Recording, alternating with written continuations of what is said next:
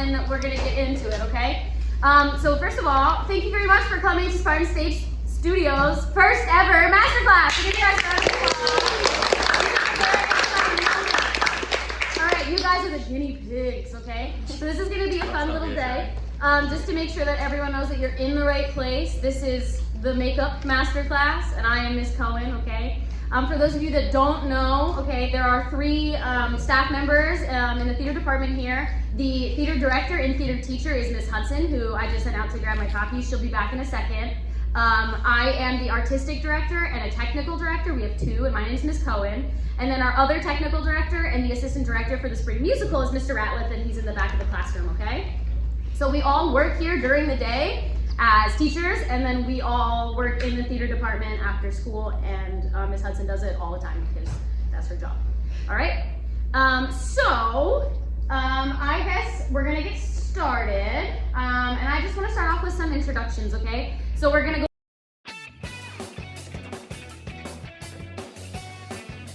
Okay. So this is going to be more specific towards those of you that are looking to interview to be on makeup crews for our after school program, okay? So we're going to talk about some things that I'm looking for specifically in our interviews for makeup crew, and this will probably overlap with what other people are looking for in their stuff as well, okay? And we're going to cover this very briefly, okay? The number one thing is just be prepared, okay? And the best thing you can do to be prepared for an interview is to know what you're about to talk about, right? And that goes for any interview in life ever. You need to know what you're going to talk about. If you're going for a job interview, you need to be familiar with that job. If you're coming for a tech interview, you need to be familiar with the show. So your first step is to read the show. And what is our winter play this year? Lion, the Witch, and the Wardrobe. The Lion, the Witch, and the Wardrobe, which is going to have some crazy, funky makeup, okay? So make sure you read that. Interviews are coming up, so don't, what am I thinking of? What is the word? Hesitate, don't put it off. Don't procrastinate, thank you. Come with ideas, okay? The best thing you can do to show how you are passionate is to come prepared with your ideas and to show us like what you are interested in and some things that you've been thinking about, whether it's related to the show or something else. I'm flexible, I'm down to see it all, okay? But do know that you should be flexible. Come with your ideas, and if you've already like designed something from the show, just be prepared that maybe the vision will change throughout the process. So come with ideas, but don't be afraid to change them, okay? And then work out your schedule. That's a big one. I'm gonna be a little bit more cracked down on this, a little bit stricter about this year. If you're gonna be on a crew, especially with the new, for those of you that know, we're starting a new sort of way that we're running technical theater in the after school program. I'm not gonna go too much into it because we'll talk about it more in interviews, but clear out your schedule, and if you have a job or if you have other things that you were required to do, that's okay. Just make sure that it's kind of set in stone, and like you're not going to be doing one of those things where it's like, oh, I can work Monday, Tuesday this week, but only Wednesday next week, okay? I'm not asking you to make this your #1 priority, but I am making sure that it is easy enough to work with you and the rest of the crew so we don't have to kind of be scrambling at the end of our rehearsal period, okay? The band decided they wanted to be involved. And my little thing that I put up here, having a vision is valuable, but being able to work with others to achieve it is priceless, right? Theater is a community sport. It is a sport, right? And it is a community thing, right? It's like a team sport. You can't play football with one person. You can't put on a production with one person. You can't run a makeup crew with one person. Okay? Does anyone have any questions about this for those of you that are thinking interviews? No? Okay. So, let's talk about stage makeup. How is it different from everyday makeup? I would love for anyone to raise your hand and volunteer some answers. So I know. Like stage makeup can be like bruises. You don't normally like do that like every like day-to-day makeup. Do you know what it's called when we do like bruises and blood, that kind of makeup? Do you know what it's called? SFX, special effects makeup. Yeah, exactly.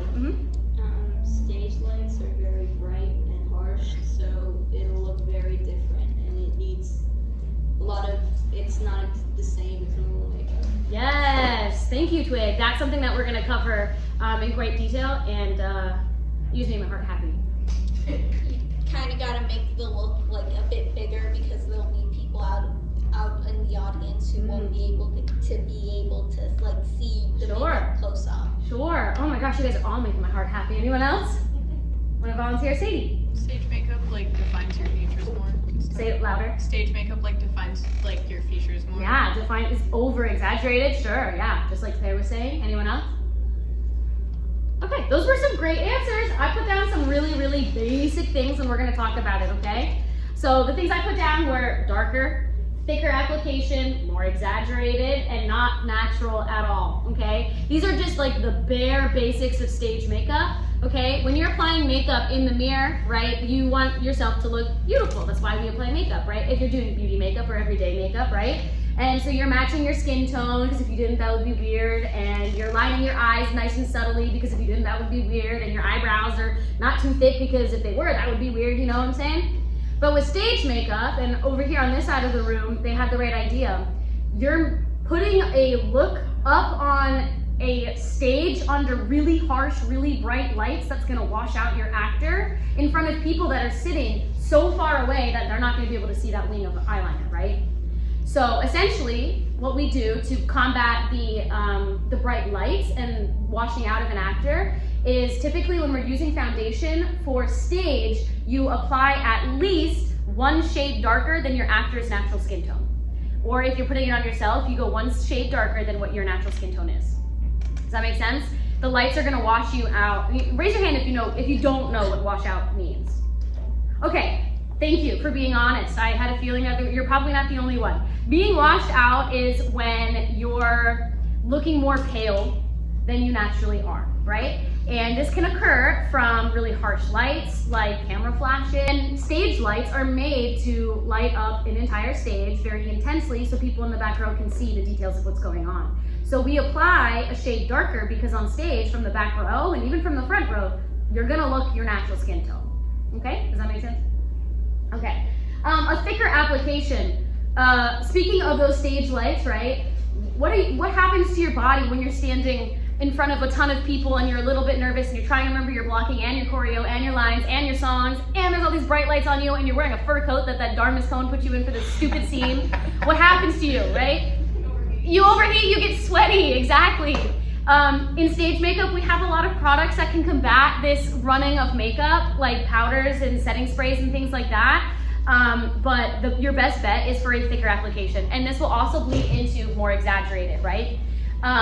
You want to exaggerate the features because again, what we had on this side of the classroom, people were sharing, those people are sitting so far away. You're not going to be able to see your subtle contour. I'm sure you look beautiful and gorgeous in the dressing room. You're going to step out on stage and not a person's going to be able to see it, okay? And this is something that if you're working on a makeup crew and if you work the apprenticeship and all of that, we'll cover in more detail. We're not actually going to be able to touch any actual makeup today, I know, but we don't have enough stock for everyone to get their own individual palette, and we'll cover why that's important later, okay? And then, not natural at all. I mean, you could be doing a natural look for a character, but we have some very beautiful, gorgeous girls in the back with some really pretty makeup on today, but you put that on stage and no one's gonna be able to admire the fact that they are perfectly blended and they have really pretty eyeliner, not to put you on the spot, but sorry. And so you wanna exaggerate it, right? If you're trying to make someone have, say, you guys are all teenagers, right? So you're between the ages of what, like 14 and like 18 or something similar to that, 15 and 18, I don't know. What if you're playing an 80-year-old man? What if you're a girl that's playing an 80-year-old man, right? You have to be able to accentuate the different features and understand anatomy of the face enough, and that's something that I'll help you through, to be able to transform your face, and then you have to exaggerate it, okay? So they can see it from the audience. So someone mentioned old age makeup, I think that was Elena. We really exaggerate it. You're gonna look in the mirror, you're gonna sit here, and you're gonna be this far away from the mirror. I'm still wearing my sunglasses. This far away in the mirror, and you're gonna look at yourself and you'll be like, I literally have these lines across my face, I look so silly. But then you're gonna go out on stage under all the harsh lights and people are gonna be able to actually read it, okay? That's something that we're gonna talk about, is being able to read your look from the audience, okay? When I say read from the audience, raise your hand if you know what that means. If you're the actor, you're wanting the audience to figure out like what's on your face, correct? Yeah. So like it's just what you can pick up from the makeup itself and kind of translate that into what that person's supposed to be. Exactly. So if a look is readable from the audience, right, that means that they can tell what the look is and what it's supposed to represent and just genuinely what it is, right? So that's why we go more exaggerated. That's why we go darker. We do all of these things because you're gonna look at yourself, like I said, in the dressing room, and you're gonna be like, oh my God, jump scare. You're gonna go out on stage and you're gonna look beautiful and gorgeous and or creepy if that's your character, right? Which is always the fun one. And then, like I've kind of touched this, if you don't look silly in the mirror, you're probably not doing it right, okay?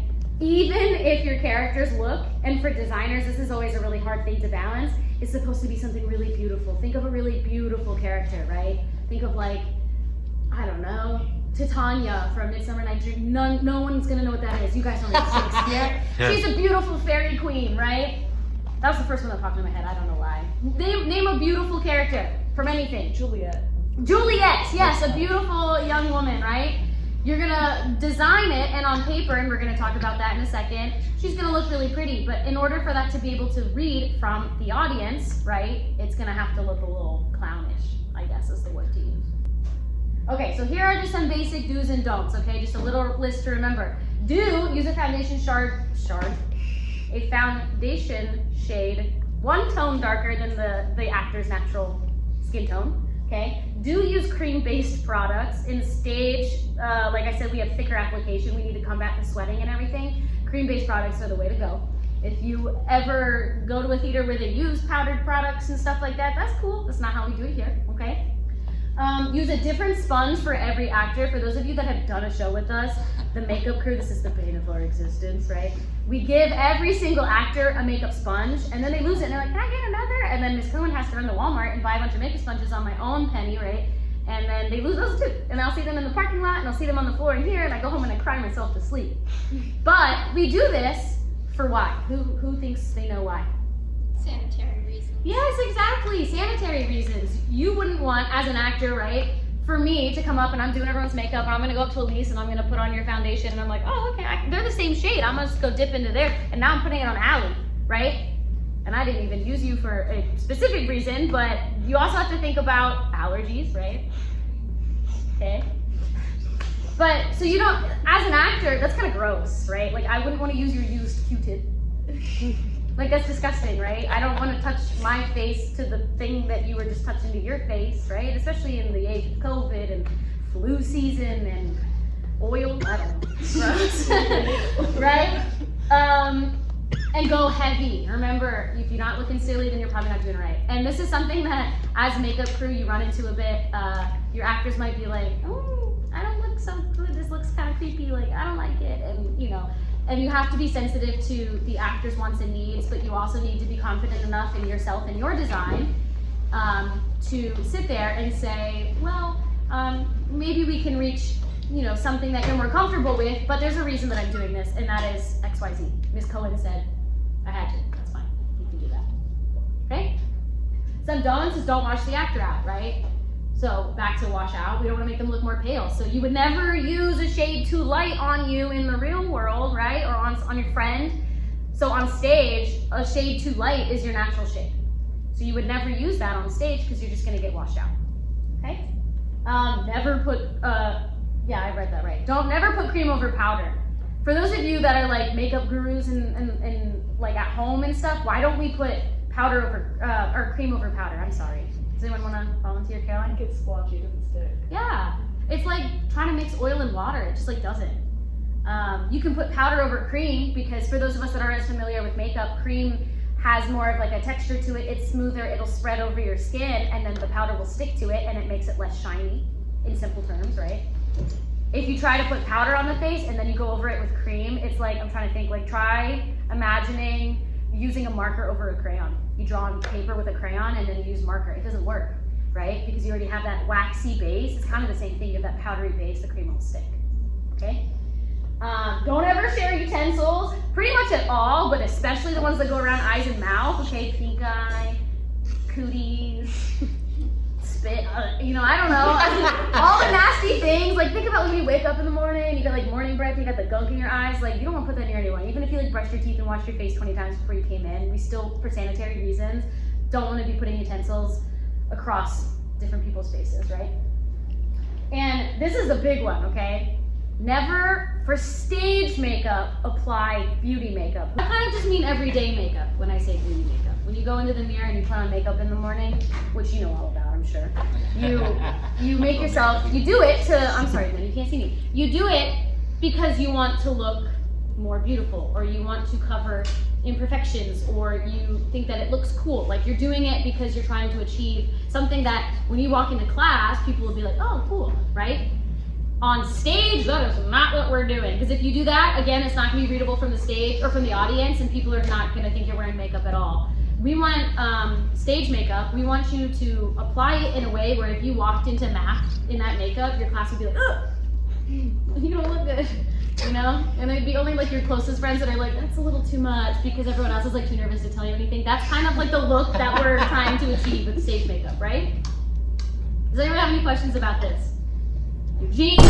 Yeah, I do have a question. Sure. So, say if, this is very niche, but say if a look required the actor's face to be blurred out, could you use a lighter tone to actually blur out their face due to overexposure from the lights? So that would be something that you would have to play with that specific actor and their specific skin tone and different colors, and then try it with the lights. So we have new LED lights, so it's probably more achievable with that. That would be a design where costumes and lights would be working together. Right. When you say blur out, what specifically do you mean? Like, kind of blow out their face so you don't really see many of the details. Oh, absolutely. Yeah, you could go lighter, you could go darker. Interesting. But we want to be careful when we're doing that, because then you, yeah. Does anyone else have any questions? I thought I saw a hand over here. No? Yes, no, maybe so. Am I boring anyone yet? It's okay, we can be honest. Yeah? Okay, well. I'm kidding. I'm gonna throw tomatoes at you tomorrow. Okay! Alright, so then I know that you guys are all super, super smart. You guys got the biggest brains and you're thinking 3 steps ahead of me. I know you are. Don't even try to deny it, okay? So this is what you're thinking, right? Okay, I get that, but how do I design a character from scratch, right? Literally every designer ever. You can learn all the technical things that you need to know, but like you can't teach creativity.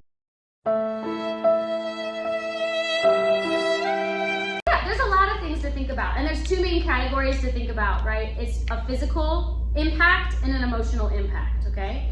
And you kind of touched on all of that. The physical impact that you want to think about when you're designing a makeup look is how old is my character, okay? What gender is my character? Do they have a gender? Okay, and that can kind of lean into, are they a person, right? And their physical well-being. Who knows what I mean by that? Yes. Sure. We have a lot of eye bags. Oh my gosh. Under eyes. Yes. A character that's been injured would have like bruises. Yeah. Or scars. Yeah. A character that's perfectly healthy would just have Yes. regular makeup. I'll see you at interviews too, girlfriend. Okay. So some things to think about, right? And with physical well-being, you're absolutely right in everything you said. Picture Cinderella, okay? Picture Cinderella at the ball in her gown. Okay, pretty, lively, beautiful, doing well for herself. Picture Cinderella at midnight. Picture Cinderella when she's scrubbing the floors, right? You have an emotional response to each version of that person, right? Picture, I don't know, picture the Queen of England giving a speech. I don't know what she does. Oh, she's dead now, right? Picture her when she was alive! Giving a speech. She's prim and proper, that's all I'm trying to get at. Picture someone that's like... They put the telephone on her casket. Oh, okay, anyways, regroup. Picture someone that's like really beautiful and is prim and proper and is trying to address someone and be professional, clearly not myself. And then picture a hobo, okay? That's gonna be vastly different makeup looks, right? And stage me, Alice, girl. Don't look at me. Anyways, basically what I'm trying to say with that is your character, like really, really tired? Is your character hurt? Did they just get into a fight? Is your character the queen that's about to give an address, okay? You need to think about kind of like their state of physical being, okay? That'll influence. And now into the emotional impact. How do they feel about themselves, okay? Someone that is really confident in themselves is going to craft a look on their face that's a little bit different than maybe someone that is like not feeling it today, right? How do others feel about them, right? Now this is kind of a two-way street. How you design a character to look is going to affect how other characters view them, how the audience views them, right? But you can also kind of put yourself into the character's shoes, and if that character spends every single day getting told that they're lesser than their evil stepsisters and that they have to scrub the floors, they're probably going to feel about themselves in a certain way, and that's going to affect how they make themselves look. And how are they treated, right? Are they homeless, right? Do they live in a penthouse in New York City? Are they the president of the United States, like a popular one? Not to get political. Are they like the bottom of the barrel, kind of like janitor at a closing office, right? When you read a show though, you need to put yourself into the character's shoes, not the character's shoes, those are different. That we'll talk about in the costume class, we should come to that. Into the character's shoes, their position, and kind of think about, you know, what their social standing is and how they view themselves and how others view them and how you want the audience to view them. Does that make sense?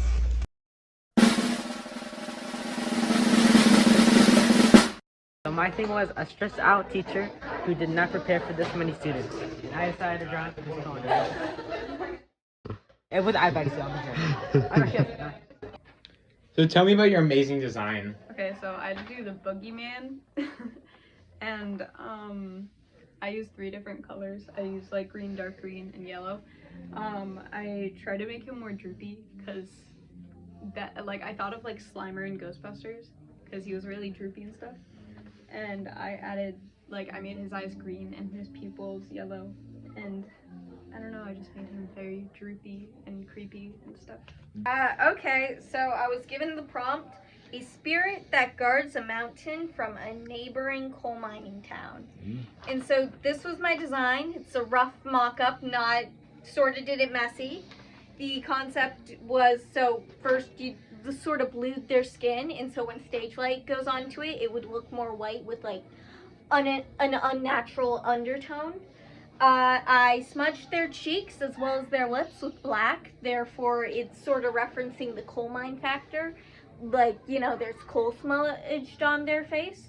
Their eyes would be covered in like this shadow, so you almost like can't see them and it would be blurred out, along with their forehead, and their cheeks look very gaunt, signifying their sort of dead spirit. And I gave them very heavy eyebrows. My prompt was a professional con man that can swindle the pants off of you. So this is my man. He's got bushy eyebrows, great little mustache, you know, some chapped lips, and a single silver earring because, you know, just add a little pizzazz. But yeah. It's Kratos. Okay, my prompt was one of the bubble guppies in 20 years, so I got my inspiration from Nani, and so this is him when he's like mid-20s, so he's like college, whatever, living alone, hitting all the hard stuff. That's why he looks a little rough. Doesn't look like he doesn't look happy.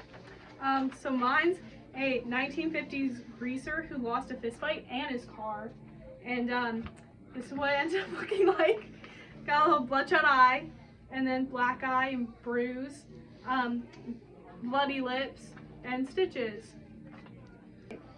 Like prompt was like a beauty pageant participant, so I tried to make like a woman who hates that she has to do this and being forced into it, and I made everything over exaggerated. Like I made all the bronzer too much, I overlined the lips, I just made everything look too clownish, like they just don't want to be there, it doesn't fit the face. I would have done the eyebrows more arched if I could, but it's like printed on. But yeah. Tell me a bit about your design. So, I got post-apocalyptic, like, person who's in high power. So she's supposed to be like no one likes her, which is bad. And then I messed up the bottom, so I ripped it. And then I realized that if I ripped the rest of it, it would make it look like it's like a torn down poster of it, because no one likes her. So I don't know. So I got a gothic mime who doesn't want to scare kids all the time. So with this in mind, we've got a lot of backstory here. Oh boy. So because this mime is kind of out of touch, so they think that they don't really know what kids like, and they're just trying to make kids like them. So we have a really big smile that's supposed to make it look like very open, right? Like a really nice, calm smile, but it just scares the kids because it kind of looks like something that would be in like a horror movie. We've got really exaggerated eyelashes because kids like eyelashes, and that didn't really work out. So it tried to go for sympathy, and it has a tear here, so to show kids that it's sad and it just needs like a friend. But none of that really worked. And also the mime is very, I decided to say my mime is anemic. So they've got a very gaunt face, and that really doesn't help cases for them. And they've got eye bags just like naturally, and nothing they can do can cover them. So it's just a tragic case of a sad mime. Well, my amazing design is clearly a person. It's a rundown mid-50s man who clearly hates his job. So look at those eyes, dead completely. Based off of a character from Pokemon because he just fit the description perfectly. I have committed manslaughter on 30 accounts. Move back. I've committed slaughter on many accounts. Why am I the one standing? Because I said so. You know, this creates a power dynamic between me and you. Thank you. Now we are even. Put it like in front of your chest. So tell me about your design. It's an evil forest fairy. I got the greens and like the branches on the neck to like say it's like forest, and I used all the browns, the reds, and the greens to kind of give that forest almost like the reds are kind of like flowers. You know, I got all the vines and like greens for the forest. I said that, but it's all right. So yeah, there's my evil forest fairy.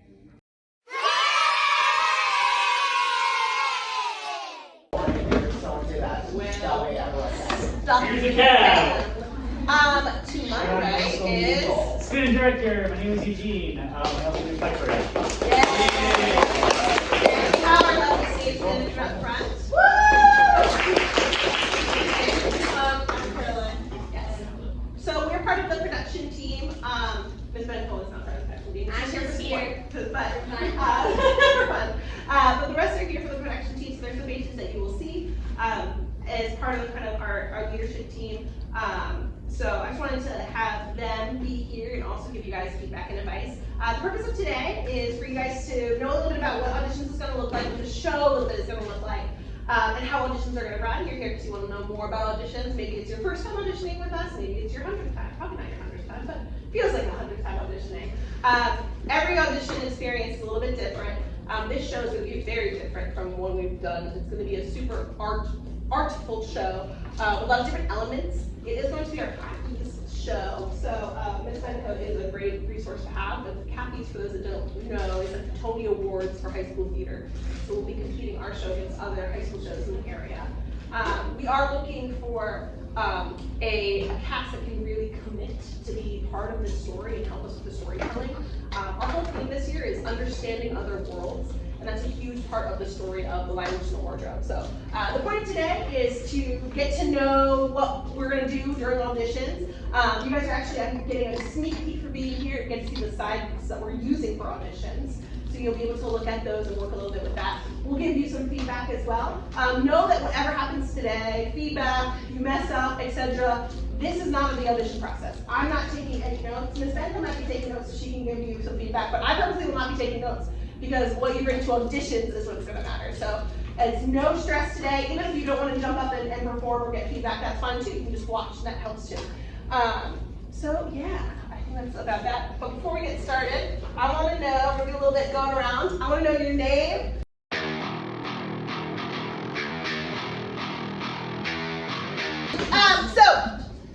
Today I'm going to give you a few tips. If you want a lead role, step into the front of the line. In other words, hard work pays off. A lot of people always ask me how they can improve their auditions, and I should have actually said lead role, but I should have said a role too, because what we're looking for is people that are showing that they want to be here. That matters more than anything to all of us. When you go into auditions, it's going to be a big room full of, we're hopefully doing an auditorium, I believe so. We're in a second, we'll hopefully do it in the auditorium. But we're looking for people that are easy to work with, that seem like they want to be here. And that shows in your acting. And trust me when I say I can tell when you have read the show and when you have not read the show. I can tell when you've done your homework and you thought about it and you don't. I can tell when you're being respectful and listening and when you're not. So my biggest and best thing is be excited to be here, have a good energy, have a good attitude. If you're nervous, that's okay, it means you care, right? Auditioning can be scary, I know, I've been there, but no, at the end of the day, we're looking for people that want to be here, that are excited, because it's a fun process, and no one wants to do something that isn't fun, right? We try to make the process educational but fun. So one of the things I want to say is, when we're here, we ask for people to come in and work hard and show that they want to be there every single day, even when they're not feeling it. So that definitely applies to your audition and your attitude towards the audition. Why did I say your mom?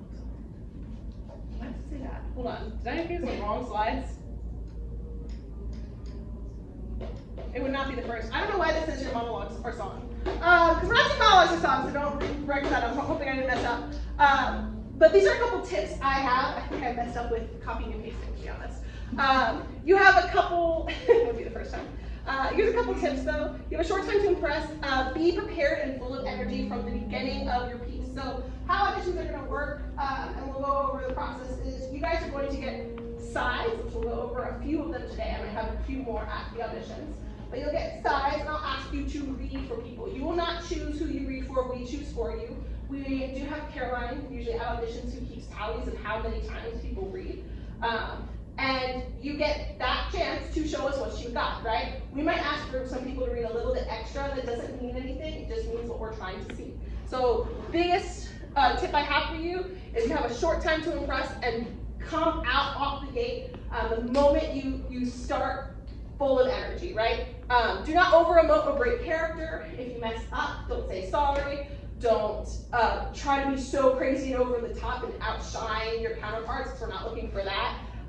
And stay in the moment. Think through the character choices. That's what I mean when I say work hard and come prepared. Know your research. The fact that you're here is a really good sign, because you're going to get some insight from me about the show, about what we're doing. So that will also help with character. But listen and watch other people's auditions and what feedback I give them, because that gives you a clue as to what we're looking for, right? And don't panic. Just remember everyone that's going to be in that room, and the people that will be in that room will be myself, Mr. Ratliff, Ms. Cohen, Eugene, and Caroline. We all will be at that audition in the auditorium. What you need to know is we're all rooting for you. We all want you to do well. And everyone who is auditioning will be watching all the auditions, because we'll be pulling people up. Don't panic. Take a breath if you need to. If you need to start over again to get it under control or pause, do so, but stay calm. I'd rather you just go through. People get nervous and people mess up, and trust me when I say, it doesn't matter if you mess up. That's not going to be what keeps you from getting a part, right? It's going to be how you approach and the energy and effort you put in. Acting is fun. We want to watch people that are enjoyable to watch, right? So we want to see you having fun up there. It's the theory of if you're having fun, we're having fun. Remember to, the process in, auditioning is part of a process, and the more you practice, the better you'll perform.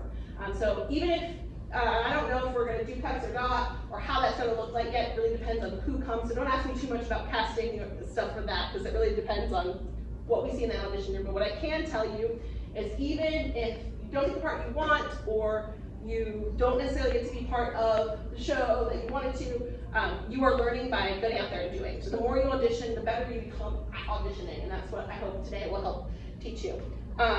Always use us as the auditors or as the audience if you're doing a monologue. There is a few sides that have more monologue-esque to them, and we want you to be out. Use us as your second scene partner. If you're in your scene partner, make sure, yes, you want to talk to them. If Eugene's my scene partner, I want to talk to him. But I don't have to be like this for everyone to know I'm talking. I want to see your face. I want to see your physical body. So I want you to be cheated out, right? And that's a little bit about some tips. Any questions on those tips, besides the fact that this is a really weird heading for this? No? Awesome. I'm going to go through a few things really fast, and then we're going to be able to get to some read-throughs and some feedback. So one of the things I want to talk about too, because I think this gives you a little edge for the auditions, is let you know what we're thinking for this show. Because especially this show, I've lent out a couple scripts, which by the way, a lot of you have them still. Please bring them back. But one of the things I think really needs to be said is how we're approaching the script. We use a script as a general outline. It is not Eugene can tell you, because he's worked with me a lot, we don't use the stage directions as law. We use them as mere suggestions, because we like to add our own element and our own touch. So the whole story for us is a play on realism within the fantasy. It's a play on childhood, wonder, and losing that as we grow. So the people that are on Aslan's side, or from Aslan's team, if you will, are going to represent very much more fantasy woodland type creatures. We're looking at elvish, we're looking at, hello. I know, but it's like very ominous when I describe the themes. We're talking about childhood wonderment, natural world creativity, elvish, natural wood, forest decor, to represent when you were little and you used to play on trees and sticks and stones and didn't need anything but playing in the dirt, to bring us back to those childhood wonderment roots. The White Witch will really represent the industrial world, sharp edges, metal and chrome. This represents the stifling of creativity and the lure of the industrial world as we grow older. So the whole theme too is inviting the audience back into childhood, into wonderment, and to exploring and magic. We're going to be using 3D projections for the show that help tell the story and the magic. We're also adding a whole sword fighting scene that Eugene is going to be choreographing and looking into different instruments. We're playing with styles of like Viking lore and mystical Nordic kind of realms. So we're having a lot of exciting things. Some of the other things to think about too, though, I want to play with childhood fantasy and wonderment, but I also want realism. I don't want this to be a corny, campy, over-the-top show. I really want it to be art in the way we do it. And it's funny to say theater is art, but I want it to be artful in the way that these characters are represented. I want them to be real to Lucy and real to the show. So Tumnus, for example, is usually a fawn. We're not going to dress him up like a goat. He's going to look like a person, but we might play around with puppetry as a second character to be following around those mystical creatures. So still having a lot of that wonderment and fantasy, with still having a lot of realism as well. Quick one, I wanted to show you this. These are some inspiration photos for what I'm thinking, to put a little picture in your head. For example, we are planning on building a giant Aslan to go next to our actor. The actor will not be the lion. The actor will be a standalone actor next to the lion. Again, I wanted some kind of more woodsy, I wanted to still look regal, but down to earth, right? So that's why it kind of has this like almost Viking woodsy clothes from the West End musical version. For the witch, I want her to be like a businesswoman, like almost cold but still professional. I don't necessarily want witch right away. One of the things we're toying around with is having the spirit of the White Witch be a second character. So the witch herself, who speaks the lines, is one character, and then a character that follows her that is the nasty kind of spooky version of her. If you know ASL, that will be on the audition form, because we're potentially thinking of having an ASL spirit counterpart that signs some of her lines, and the spirit of the White Witch would talk to the lion puppet, where the White Witch actor would talk to the other Aslan actor. Shadow casting is what. That shadow casting, thank you. That's what I was thinking about. This also adds elements of subtext to play around with as well. One of the things you will be asked on the audition form too is if you're interested in doing puppetry, because we have a certain number of spoken words, but we also have dancing elements for scene transitions, and we also will need people to help the puppets move and emote. So if you necessarily don't get a spoken line, you might have the option to be a puppet master. And we will be talking to Ms. Bennica potentially about getting us somebody from Warhorse that works on Warhorse, you said, and helping us kind of bring the puppets to life. Any questions on that? I'm gonna go to the next slide. So, really important notes for you. This is especially, there's a lot more characters than the ones, why did I pull that? But I want to talk about some of the main characters that we'll be reading for today, and I'll give some more information to you at audition. So what we're looking for as an actor, why do I have to tell you all these things? What we're looking for is connections. We want to see development of siblings. We want to see real world connections. Yes, we're talking about fantasy and a fantasy world of Narnia, but at the root is a story about siblings and family love and finding their way to each other through this magical world. So we want that sincerity, we want that honesty, especially from the 4 siblings. Lucy represents wonder and bravery of the small child. Susan represents the sister who has to step into that maternal role, the protector in a soft way, in a loving way. The realist. The realist too. Yeah, she tends to be more wise, more and cautious. Yeah, but Peter comes in with a kind of a more bold, brave protector air to him. Edmund's a child who's on the outs. He's a teenager still finding his role in the world. A lot of people like to paint Edmund as a villain. I don't think Edmund is a villain. It really is. The White Witch is, if you're going to pick an antagonist, it's going to be the White Witch. But Edmund is looking for his place. That's something I think you have to connect with Edmund. He doesn't feel connected to his siblings. He doesn't find his role. And so he's very misunderstood. He takes it, he teases a lot of them because he doesn't know how to act. So I should see hurt moments when the siblings kind of snap back. Again, Peter is the sibling who feels like he has to be the man of the house. He bashes heads with, Edmund bashes heads with Peter the most. I said bashes heads with Peter, Edmund the most because he needs him to be second in command, but he's not. I think he expects more from Edmund, and Edmund's not willing to let go of that childhood too. You see this in example with the White Witch and how he acts with the White Witch. He acts very so excited to take her on as a maternal figure, and he thinks he can find his place with the White Witch, which is why the White Witch lures him in. Edmund is not, he's still again finding his own identity. Aslan / the professor. This is a choice that we're making, and I'm pretty sure. But if you read the show. This, if I want to know my honest opinion of it, is a really well-written show, but it is a one-act version because of some silly publishing rights, to be honest. It almost feels like they kind of sped it up so it could be a one-act. So that's why we're slowing it down and adding some physical movement parts to it. But Aslan doesn't even really come into the last 2 pages of the script according to this, and he has originally 2 lines. And Aslan's a huge part of the story. So we are playing with the fact of Aslan and the professor being played by the same person on purpose.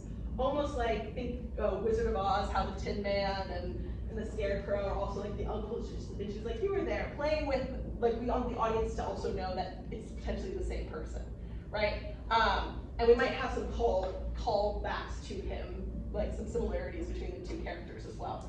I don't remember if you told me this. Does it talk about what's happening culturally? No, I'm glad you did. This is my. I love the source material for this. Like, this is my favorite book as a child. But we're in the middle of war time, so the kids are sent away to this like family friend's house in the source material because there's an actual war. They're afraid that the war front is coming home to them. And I don't know. Are you doing accents?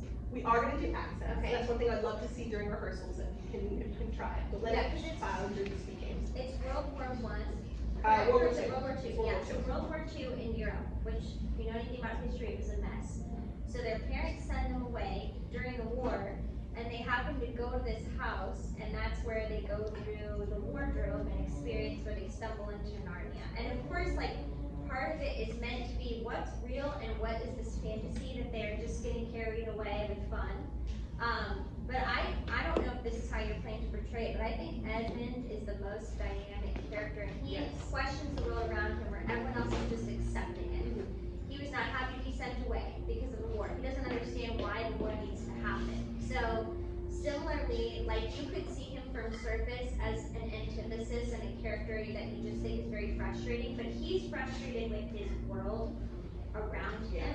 And so really, I think that's the eye of the audience that kind of shows you his character arc throughout the show and make you understand, well, are we meant to grow up and lose our childhood wonder? Are we meant to just accept the negative things in the world, or should we challenge it? Yeah, absolutely. And that was one of the things that I did have a problem with this, is that it starts right in the professor's house, which I'm glad you brought that up. We will be adding extra pages of the script that is just pantomime alone. And we are adding that element of running away in World War II at the beginning of the show. So we're going to start with like hearing like sirens and like sound effects of like bombs going off in the background, and someone will play the mother that says goodbye to the 4 children as they run and they escape. Just to start off, there'll be no words. We might even have callbacks in the final battle scene to World War II as well. So we are keeping that alive because Narnia also becomes a way of escapism, right? Of escaping the reality to find that fantasy, to find that childhood wonder. Narnia is, a lot of people have written things and lore about Narnia and try to portray messages, a lot of interpretations, but it is at its core, a show about childhood connections and learning to be there for each other in times of struggle and stress, right? And meeting people where they are. So it really fits into our theme really well. And the White Witch is, again, going back to what's going on in the outside world and tying it into Narnia. Aslan is seen as this protector, as this protagonist. When I was asking Miss Cohen to give me words to describe him, I was like, Dumbledore. I don't know why, but he's Dumbledore in all intents and purposes. He is all-knowing, mystical. He has a little bit of twinkle in his eye. You just know there's a little more to him than meets the eye. He always just seems to have a second plan. The White Witch, manipulative, self-serving, cold. She should start out as callous and short. I see her as very, what can I get from you? What else can I take from this moment? I want her in probably, so funny to hear the horns going on. I want her to kind of come off as this cold, callous businesswoman a little bit. We also play around with maybe her starting just looking like a normal modern human, and as she continues to be seen, she becomes more witch-like, has more mystical things happening to her as the scene portrays. So I wouldn't want this over the top, I'll get you my pretty takeaway. That's not how we're playing this. I want cold, callous, really Aslan and White Witch. There should look like you're holding something back, a secret. There should be a lot of subtext in those lines if you're going for those roles. What kind of accents? I'm glad you said that. British, for lack of a better word. I don't want Cockney, please. Queen's British at best. Yes, Queen's British. Don't, and here's my thing, accents. I am potentially going to hire Miss Brigitte, who does accent work, to come in a workshop or two to help with accents.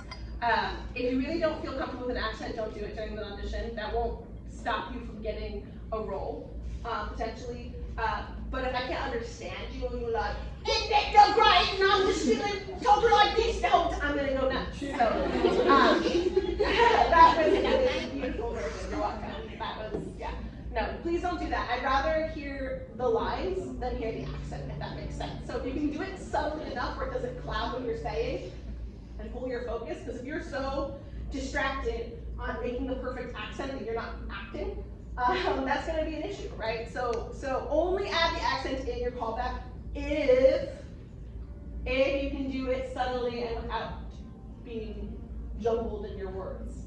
Any other questions about this character stuff? Many different versions and portrayals of these characters. I don't want one of those portrayals. I want yours. Trust me when I say that people that tend to get the parts from me are somebody that opened my eyes to the character for something new that I didn't think of before. It's when they put their own thoughts into the character. This is my portrayal of these characters, and what I see, that is not by any means you have to color these lines. I want to see what you bring to that portrayal. Jack. Do you only want accents for callbacks? No, if you can do it. We're going to be doing cold reads for auditions, so I would like to see them if you can do them during that. I might ask you to not do it. I might ask for a different type of accent. It's kind of fair game, so just be ready to get thrown a curveball. Don't overthink anything, what's going on in my head. Please don't say, oh, she's called me only twice and called Jack 3 times. It doesn't matter. You don't want to know what's going on in here. It's not a lot. And what we do try to do is be fair and let people read. Auditions take place for 2 days. You can go to 1 day or you can go to both. That's not going to help or hinder. If you come to both days, know that we're going to give priority to the people who haven't read as much, just so we can see things more. I would say it helps to come to both days because it gives us a chance to see you, maybe for you to sit and think about the audition. But again, if you can only go to 1 day, that's fine. We may or may not do callbacks. Sometimes I do callbacks after, sometimes I don't. Sometimes I only call back for some people. Doesn't mean anything either. Don't read into it. I say this so strongly because we don't need drama off the stage. We just need on the stage. Yes, any other questions? You haven't. Thanks. Any other questions?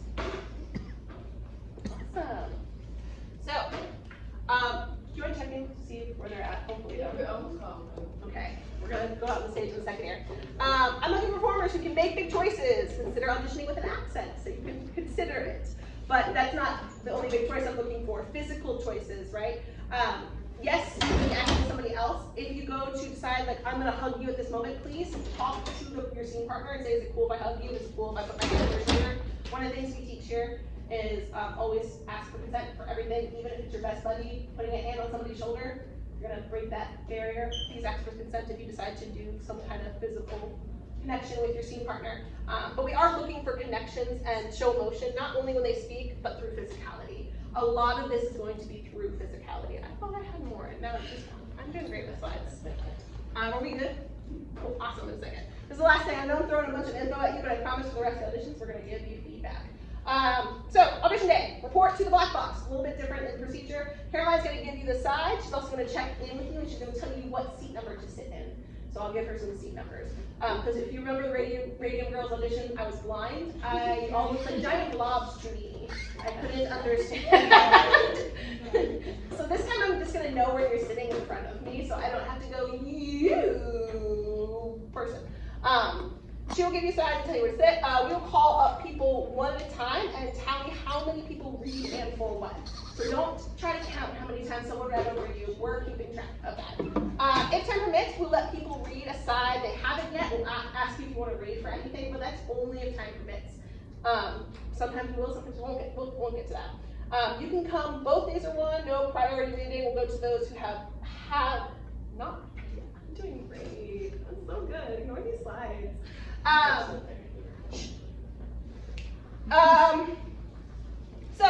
One thing we will ask, because we know some of you, but not all of you, is to slate. Who here knows what slating is? Okay, a few of you, perfect. Slating, stand up straight, make eye contact, speak with confidence. You're gonna say, hey, I will be my name is, first your name, so my name is Miss Hudson, and I will be performing this Delilah shirt, and a shirt, right? And you know what to do. Make sure you say good morning, hello, and have fun. Don't shake and run off the stage, but just a quick, your name and who you're reading for, and then you'll start. So I'll have everyone in your group read and then go. So everyone will be in the room. Once auditions are done, we'll dismiss you. Please leave promptly. Do not come in and put your ear to the door.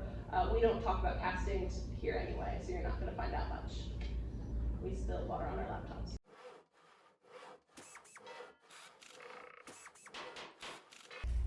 What are we looking for? What am I looking for? What's the entity looking for? Those of you that don't know, the entity is a combined being of me, Miss Cohen, and Miss Hudson. Woo.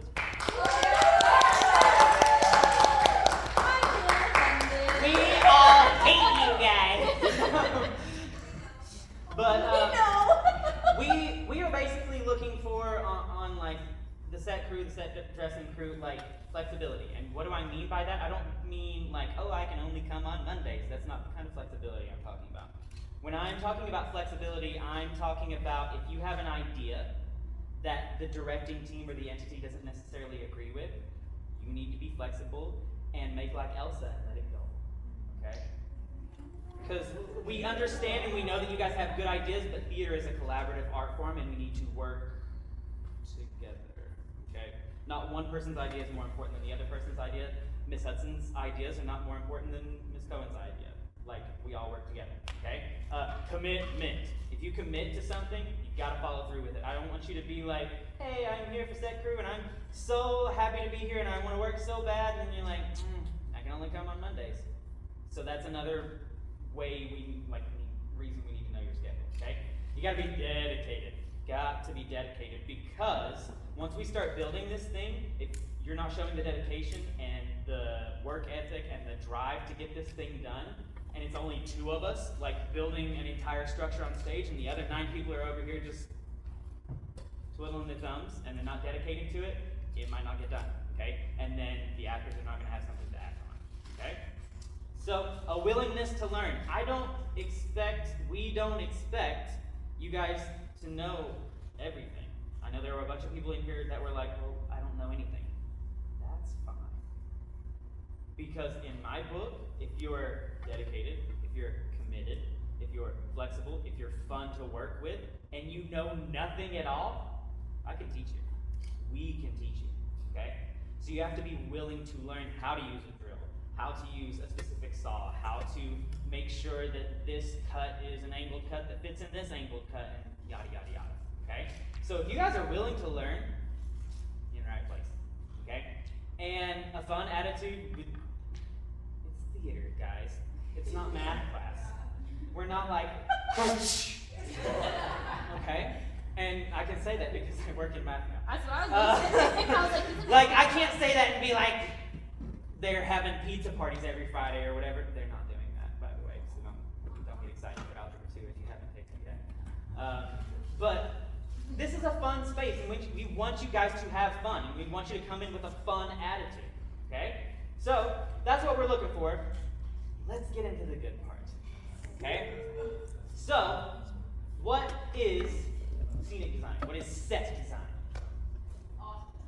The creation of theatrical scenery.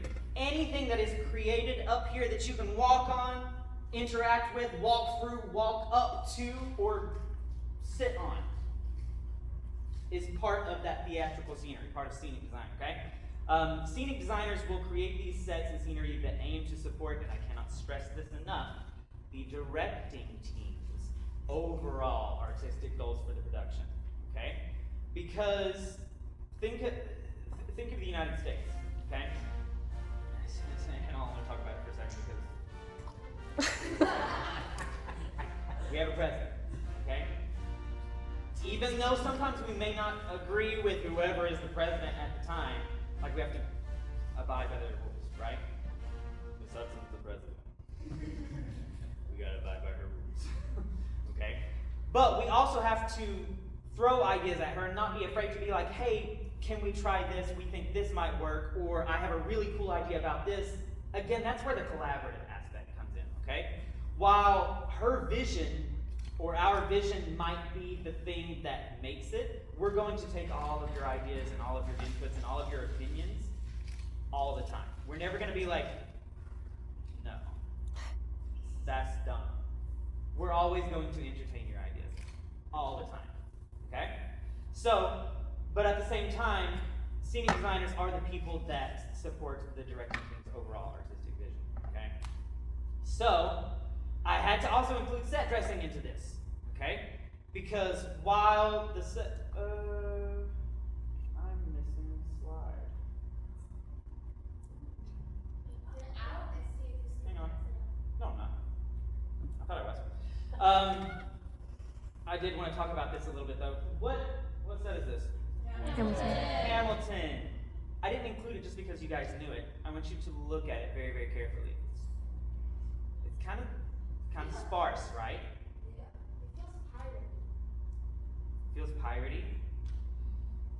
What I'm going to say on my next slide that will go with this one, there's not a lot of set dressing in this photo. It is basically all of your platforms and staircases and tables and more platforms and beams and everything that you would walk on or interact with that isn't removable, okay? Set dressing is a term used in the film and theater industries to describe anything that is not part of the set directly, but it's been placed there, okay? Most of the time to bring an added layer of realism to the set, okay? Which is why, look at this. Just by looking at it, someone tell me, raise your hand, what kind of person do you think would live in this house? This set, without a single rug, a single chair, a single table, a single picture on the wall, a single mirror, lamp, curtain, anything, would you have been able to come up with those ideas without those things? You might would have been able to come up with some ideas, but they wouldn't have been those ideas, right? So now looking at this picture, someone tell me something that is not a part of the set dressing. Sorry. Morgan? Railings in front of them. Railing Frames, crown molding, yes, Dima. The doors. The doors, that's what I was looking for. Something that is kind of movable on the set, that you can interact with, that a lot of people would be like, oh, well, you can have a doorway without a door. The door is set dressing. I've actually heard that before. No. Nope, it is a part of the set that cannot be removed. Because can I take the pillows off stage? Yeah. Unless someone glues them on there, yeah. Can I take the lamps off stage? Yes. Can I take the pictures off the walls? Anything that you can remove is set dressing, okay? But it is a vital, vital part of what we build on stage, because without it, it's boring. And we can't come up with those ideas. We can't come up with that a crazy cat lady may live there. Because you don't, what's one thing you don't see in this picture? Person. An actor or an actress, right? Because if a crazy cat lady came out in like a shawl and was like holding a cat and was like this, you would automatically be able to know, oh, a crazy cat lady lives there. But she's not, right?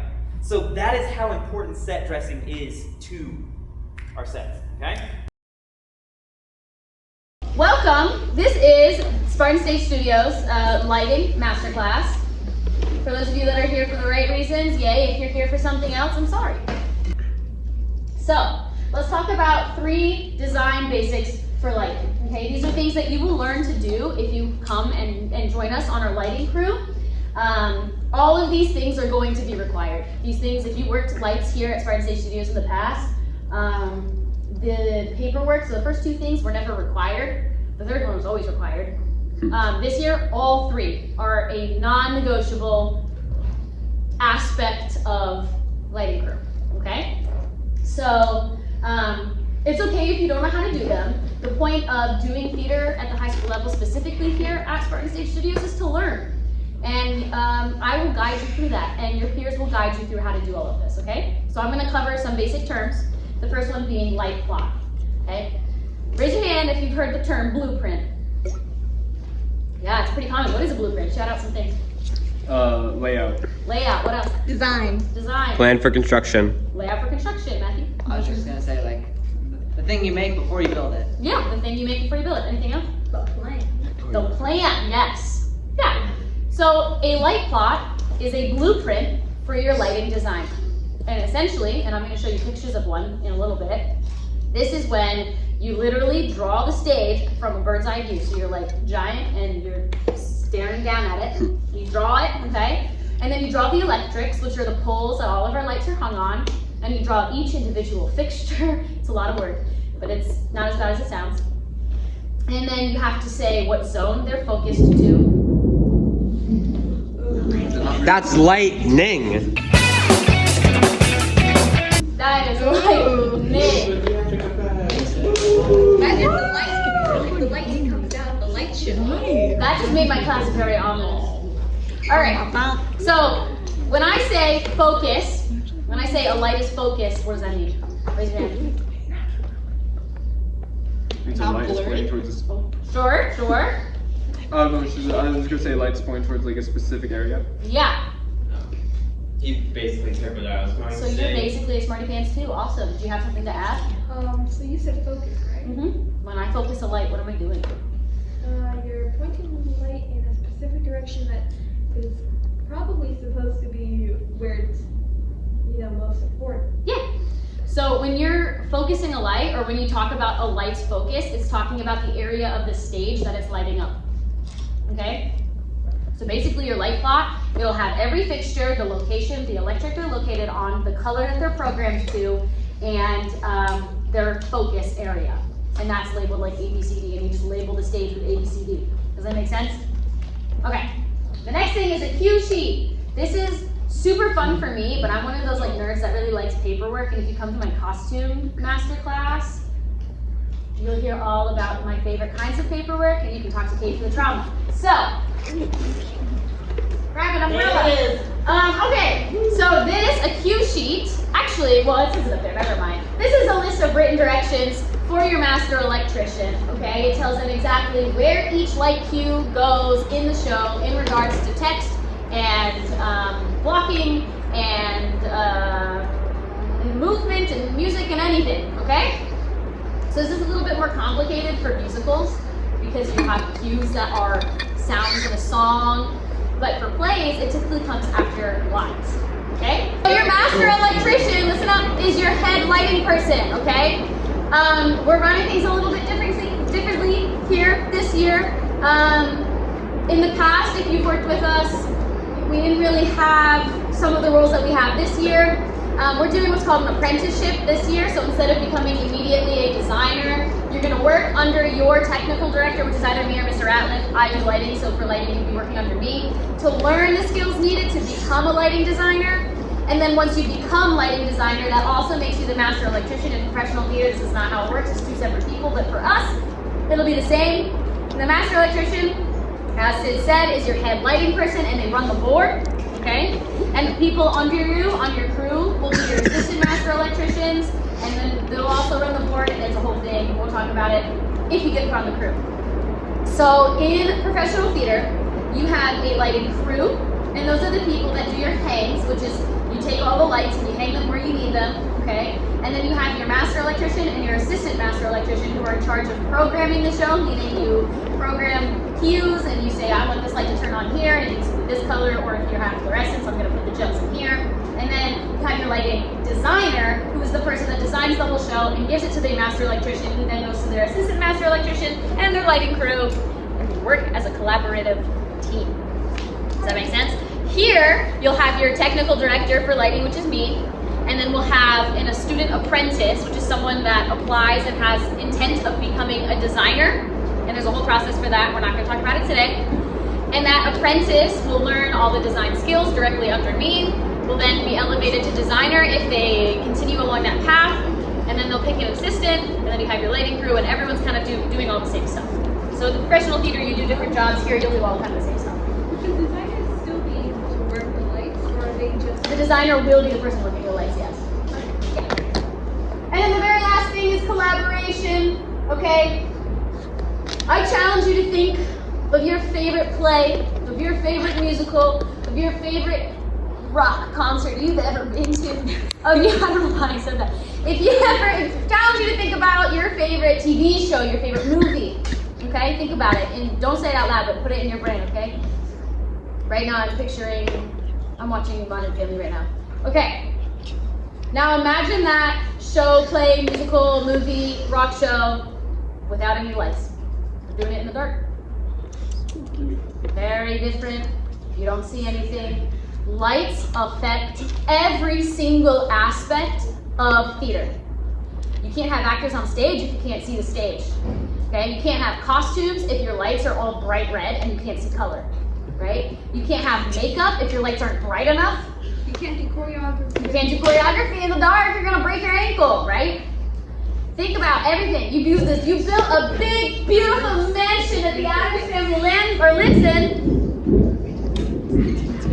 and then we don't turn any lights on. Okay? I challenge you to think about all of this because lighting affects every single thing that goes into a theater production. Every single thing, right? So collaboration is like, it should be at the top of this list, honestly, but it's on every single PowerPoint you're gonna see during these master classes, so I just put it at the bottom.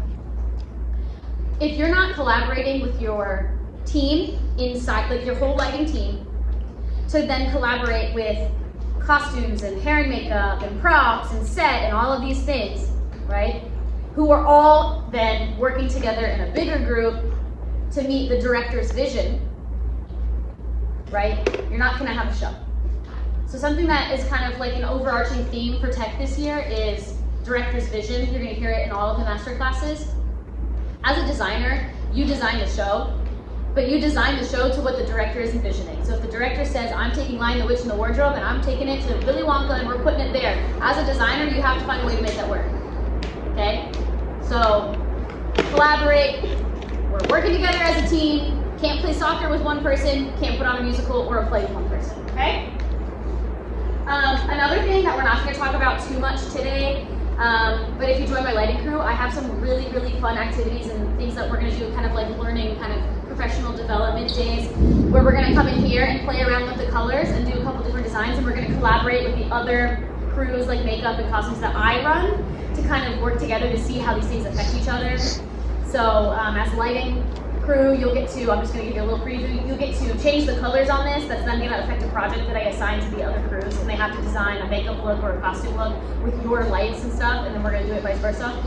Because like I said, if you did this, and someone's costume is green, it's gonna, this lighting is gonna make it look brown. And you don't wanna disrespect other designers, you gotta find a way to make every. So, those pesky little light pots I spoke about, they can have a wide variety of what they look like, okay? So over here is a perfectly good light plot, okay? In fact, it's a great light plot. You have your stage, you can see where your proscenium is, you have your main curtain, so you know it goes into this line, you have your electric, which is right here, you have all of these things, you have codes for your colors, you have individual lights actually drawn, you have a key, you need a key on every single light plot, okay? And something that you put on every single light plot as well as all this information, and it's like the show name, the year that you made it, the designer name, the director name, all that kind of stuff, okay? This is perfectly good. You have ABC, you know that's your focus areas, right? This is also a perfectly good light plot, albeit something that would make you poop my pants, but this is a perfectly good light plot. This stage is way bigger than that stage, okay? You see it comes all the way back here. They have so many electrics. Remember those poles that the lights are hung on, okay? Just a little pro tip, when you're making a lighting plot, the audience is always at the bottom. Okay, they have a key, they have their information, right? They have their center, yeah, okay, center line. I don't think they have their focus areas on there, but you can't really fit them on here, okay? So you have to find a more creative way to do that. Okay? For Spartan Stage Studios, it is very rare that we add lights or take off lights from our electric. Not impossible. If your design calls for it, we will. We have LEDs now though, so we don't need to double hang. Double hang is when you have fluorescence and you can't change the color by a button. You actually have to assign a color to every single light by putting a gel, which is kind of like a see-through piece of color stuff, and it changes the color of the light, okay? And say that in area A, which is me standing right here, in scene 1, I need green light because they're in the forest, right? But in scene 2, they're in hell. I don't know, so you need red light. So, I guess the forest fairy died, I don't know. She was an evil forest fairy. I go on tangents a lot. You have to double hang that light, which means you put 2 lights that are focused to the same area, one for green light, one for red light. With LEDs, you don't have to do that, okay? A cue sheet, this is another thing we spoke about. There's going to be 2 kind of steps to this. The official cue sheet will look just like this, okay? At the top of the page, you'll have Lion, the Witch, and the Wardrobe, Master Electrician, Ms. Cohen, Assistant Master Electrician, Mr. Ratliff, Director, Ms. Hudson, whatever, right? And then you're going to count down your cues, and then you're going to have the counts for the light, and you'll have the area, so you can assign it ABC, what this person just did, stage left, stage right, and then the instructions, kind of what that light looks like, right? You want to be able to take this is like your master list for the entire show. You want to be able to take this and come over to Zaya, who's never run the light board ever, and hand it to her and be like, okay, I have the flu, I'm going home now. You got to run the musical goodbye. And she'll be able to understand it, okay? Second part of this is then annotating an actual script, so anyone that's sitting at the lighting board can follow along in the script and see, okay, after, oh no, the evil forest fairy is dead, she went to hell, like, what happens? It's 20 seconds long, we know that it's going to light up this part of the stage, and it's going to be this color, it's going to kind of look like this, okay? Does anyone have any questions about a light plot or a cue sheet? Okay, so, here are some think points when you're designing light, okay? Light is not a tangible thing. When you have props, it's like arts and crafts, right? That's super fun in its own right, but it's tangible, right? When you're making costumes, it's something you can touch, it's tangible. When you're building a set, you're hauling wood and stapling it together and nailing it together, I don't know. And you're putting it together. Well, you staple the wand setup, you do what I meant. When you're designing light, there's nothing here, you can't touch it, right? It's a little bit more difficult. So there's some things to think about while designing, okay? The first is throw, the second is color, and the third is texture, okay? Throw is how far your light is going to shine, okay? The throw of these lights is really not that far. It's probably like 20 feet, maybe, right? So it's throwing down here, and it's gonna light up a big area because it's not super far away. On stage, one of our electrics is not even over the stage, it's over the audience. So the amount of feet from that light fixture to the stage, wherever it's lighting up, that's the throw. So however many feet that is. It will have to have a very big throw. Stage lights are designed to be able to cover large areas with really intense light, right? But that's something to think about, because the only physical part about design is where you place the lights. So you need to think about throw. Color. Color is going to invoke emotion. It's going to affect the way your costumes look, your makeup look, your actors look, your set looks. It's going to affect any color anywhere, right? So you need to think about the emotions that you want people to feel during that scene, what the characters feel in that scene, okay? And then texture. How can something that we can't even feel or touch have texture?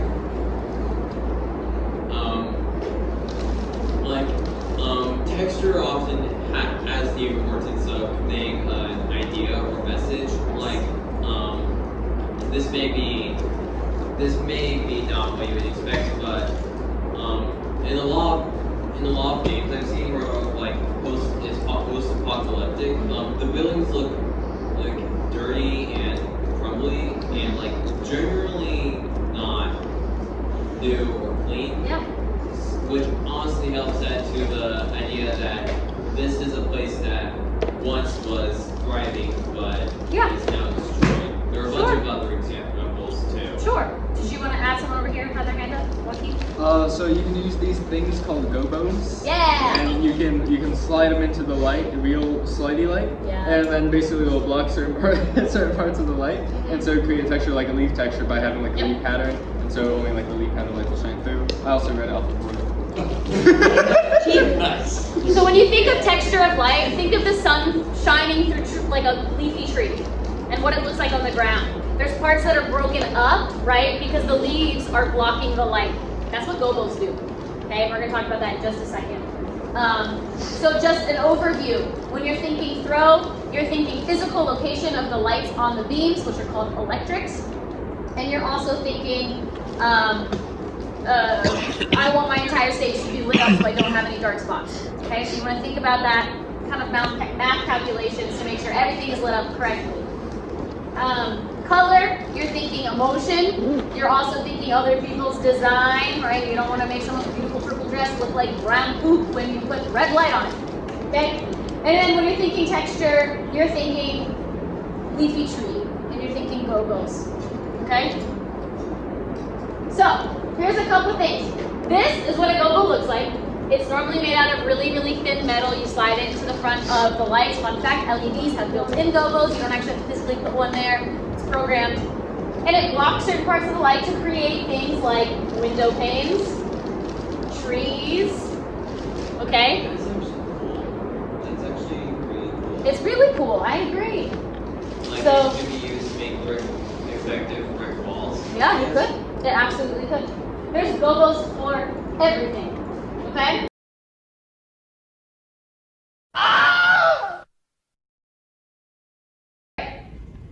I thought this was funny. Has anyone ever seen Wizard of Oz? Thank you. Mics and bears and tigers, oh my. You know what I'm saying? So, mics and monitors and mixers, oh my. Raise your hand if you know what a mic is. Okay, someone tell me. Shout it out. What's a mic? It make your voice go loud. Make your voice go loud. Okay, in theater, what do our mics look like? Tiny. Where do they go? A face, cheeks. Yeah.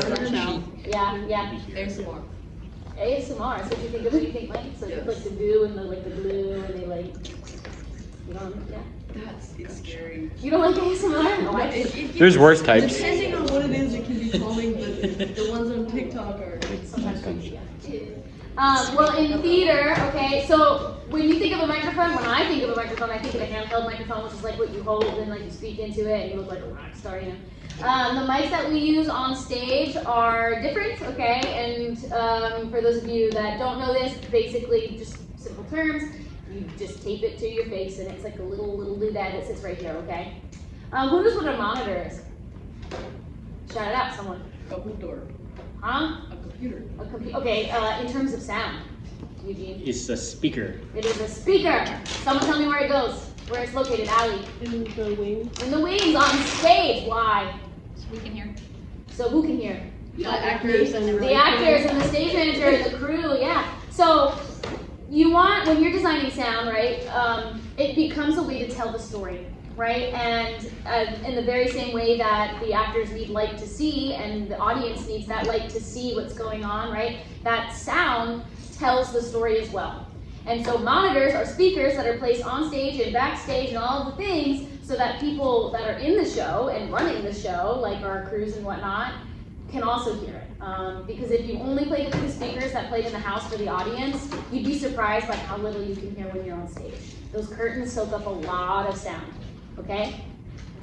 And this was a bit of a stretch, but who knows what a mixer is? The board, it was a very simple question. Yes, the soundboard. Where's the soundboard located? In the booth. Where's the booth located? Back of the auditorium. Back of the auditorium, at the top of the house, I heard. Yes, we are not going to go there today because there are far too many people, and if we all tried to stand in there, I would get really claustrophobic and cry. So that'll be reserved for people that get put on the crew. And you'll learn how to do all the things and where all the things are held, and you'll get to work with the board and learn how that goes and stuff, okay? But for today, we're just gonna talk, like I said, very base of design, okay? Does anyone have any questions? All right, let's talk about some things. All right, so sound design includes a lot of things, okay? When I think sound design, I always go straight to like music, okay? And we have Ms. Alice McNutt, who composes her own music for the shows that we do, which is super cool. Everyone go. Okay. And so that's what I always think. When someone says, what is sound design? I'm like, the music, the whatever, okay? But it's also the sound effects, right? And those come in handy. Like, I mean, you're not gonna necessarily, I don't know, off the top of my head, slam a door, right? I mean, you could, but if like the set can't handle that, then you can have a slamming door sound effect. I don't know, you could do literally anything. Background sound, yeah. Okay, picture, we're in Northern Virginia. Picture, it is the August 1st, and it is like 6:30 in the evening, and you step outside, and there's trees everywhere. What do you hear? Crickets. Cicadas. Wind blowing, I think that it is. Yeah. Probably okay. cars through fiber. That's ambience, right? Now think it's Cafeteria. yeah, sure. Now you're in the cafeteria and it's D-lunch. What does that sound like? Lots of loud talking and probably people walking around and like people ravenously eating because D-lunch is like super late for no reason. Now picture it's December 3rd and it is 6 o'clock in the morning and the sun isn't even fully up yet and there's a fresh blanket of snow on the ground. What does it sound like? Crunch, crunch. What does it sound like? Quiet, crunch, crunch. Yeah, what else? Santa. It's December 3rd, Santa's not there yet. Birds, sure, like crows or cold weather birds, things like that. Yeah, that's ambience, right? So what is a good way to, I don't know, if we have a play on stage and it's the freaking middle of summer, right? You want the ambient sounds and stuff, but we can't turn the heat up in the house and then, you know, make everyone sweat and make it feel like summer. A good way to communicate that that is the time, the period of time that the show is taking place in other than like actors wearing like shorts and stuff is to put up ambient sounds and stuff like that, right? So sound design can include things like this, and that's a good way to tell the story without telling the story, right? And then other things that sound design will include are microphones and monitors, which we just discussed, okay? This is also part of sound design, especially during musicals. You have to be able to play with those levels of the microphones so we can hear the actors singing over an entire live orchestra that sits in the front of the house, right? And then from your board, you can also control the monitors, and you'll be raising and lowering those levels depending on actor need, okay? Anyone have any questions? Okay, awesome. You guys are like all so smart. Bless you. All right. As a sound designer, you're going to have a ton of duties, okay? And these are just the bare minimum. I think they're the basics of what I could think of, right? So, as a designer, it is your job to enhance the feel of the world of the play. And that's what we just discussed, right? That can be sound effects, that can be ambient noises, that can be the music, whatever, right? You need to be able to complete paperwork, right? There's silly little things called cue sheets, okay? And basically, we'll go over it. I'm pretty sure I have a picture of one. But cue sheets are pretty much for every design aspect, but for sound, it needs to, the janitors are looking in like, we need the map. Sorry. They probably just won't mop, Miss Hudson, sorry. Yeah. So for cue sheets, basically this is just like your master list of all of your sound effects and different sound cues and everything, and you put it in there and you'll see an example, but you have to write like the cue number and what cues that, so like what line or whatever, but would make you hit the button to make it go, and then you have a description of what it is. That way if you caught the flu and say like you got the whole booth sick, right, and then we have to put some people up there that maybe don't know as much as you to run the board, you can hand that cue sheet to them and it should be dummy proof, right? They should be able to run the show. And then as designer, not only is your duty to design the show, but you're also going to be working as sound op, okay? Who knows what sound operator is or what their duties are, what it means? Morgan? They run the show during the show. Yeah, so they run the board during the show. They're operating the sound board. This is what it's called in professional theater, is sound op. And then as the designer / sound op, you will then pick an assistant that will be serving as your assistant sound op. Yes? Let's say, and this also goes for lighting, like you mentioned there's going to be an operator and then an assistant. And I think you mentioned you would be the main operator. How would the assistant get paid? So I will not be an operator at all. The designers will work as the main operator and then, or like the lead master electrician is what's called sound op for sound. And the assistant will be picked in collaboration with myself and my design apprentice. So to answer your question, it would be depending on dedication and skill and interest. Like we're not going to promote you to sound or assistant sound op if you're like, I don't ever want to do sound again, right? And there's somebody in the crew that really wants to do it again. So it would be a conversation between myself and the designer, and then it would be up to the designer to come with an option, and then we would talk about it, and then I would then go to the person and say, you're going to be our assistant. So the way that it would work then, and it's the same for lighting, like you mentioned, the sound op will run the board, and then it is required that the assistant sound op will run the board for a minimum of one show, but it could be something that you work out where it's like every other show we like switch off or whatever. That would be between the sound op and the assistant sound op, okay? Does that make sense? Yeah. I feel like I spoke too much. Okay, does anyone have any questions about this? I'm pretty sure I put a picture of a cue sheet. Yes, okay. Let's talk a little bit about cue sheets, okay? This is something that, this is literally your lifeline. As a designer, for any of the technical aspects that I'm in charge of, you need cue sheets, and some they're called run sheets, but cue sheets, okay? We talked about them in the lighting workshop if you were there. So we're going to talk about what it looks like for sound. Okay, this is a cue sheet, a sound cue sheet for the show Almost Maine. And as you can see here, it basically just looks like an Excel file, okay? And this is a very clean, very professional, very easy to read. I could hand this to you, and you pretend that you know how to run the soundboard. I can hand this to you, and you should be able to run the show, okay? So if you look there, it breaks it up into acts, Act 1, Act 2. If you're familiar with Almost Maine, the acts are broken into miniature scenes between characters, okay, that don't come again later in the show, except for, I think, 2 characters. And so you see here that your cue is going to be listed over here, and they have a pre-show cue. So this is your cue line. All right, here it just says that the house opens, so when the audience starts walking in, you turn on your pre-show music. That's what comes on, and then that is a playlist that the sound designer will have made that kind of fits the mood of the show, and then they play it in the house. Okay, and then you can see it moves on, and then in your prologue, the line is, or I guess it's not the line, it's when the house goes out, so when the show's about to begin, they fade out the show music, and then you get in it. And then let's skip down here. On page 12, in the scene Her Heart, the line is, Glory says, hello East, and then it just says that you have music there. And then you as the sound designer, you'll have all those cues lined up, it'll all be set, ready to go. But if you're handing it to someone that doesn't have the show memorized, then they know that it should be music, or that it should be an underscore, and then the music fades out and stuff like that. So that way if they hit go and the cue is wrong, they should immediately know. Does that make sense? We discussed this in lighting as well, for those of you that were there, just a little bit different. Okay? This is a required thing, okay? This is a thing that the sound design apprentice / sound op will make and put into the Google Drive. And as an assistant, if your sound asks you to assist with it, it would be a great learning opportunity, and that's awesome. It sounds like a lot of work, but it's really not that hard. Okay?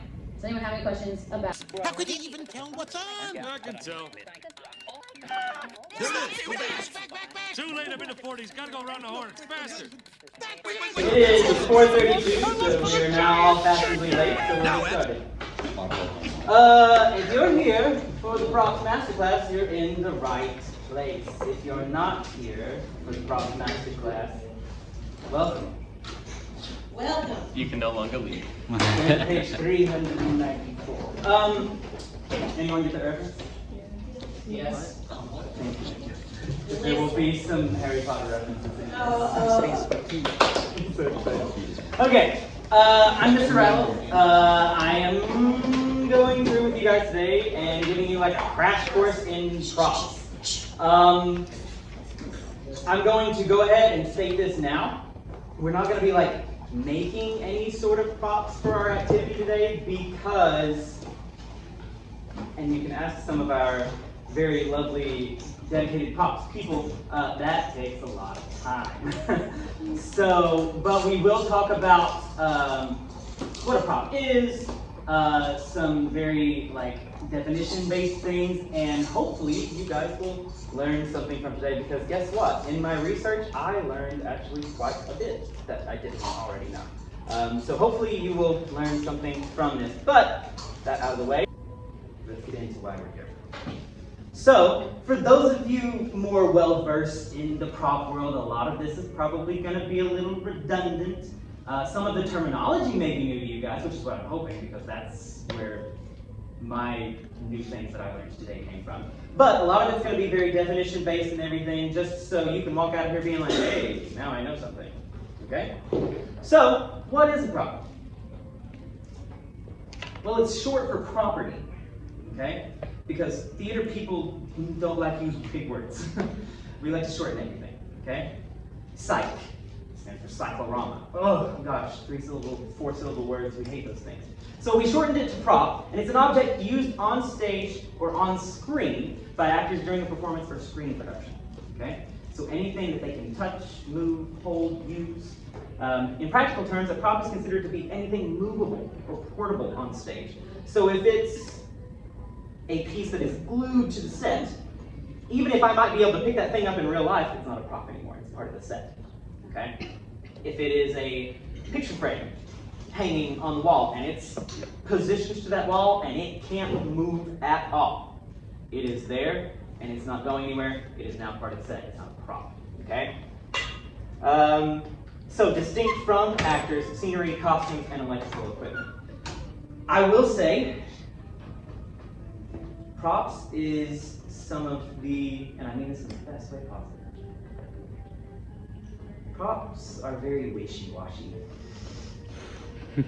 There are so many things that fall under props, okay? When if we were to just separate some of those things, we wouldn't have to tell our props teams to make so many other things. And we'll talk about that in a second. It's very complicated.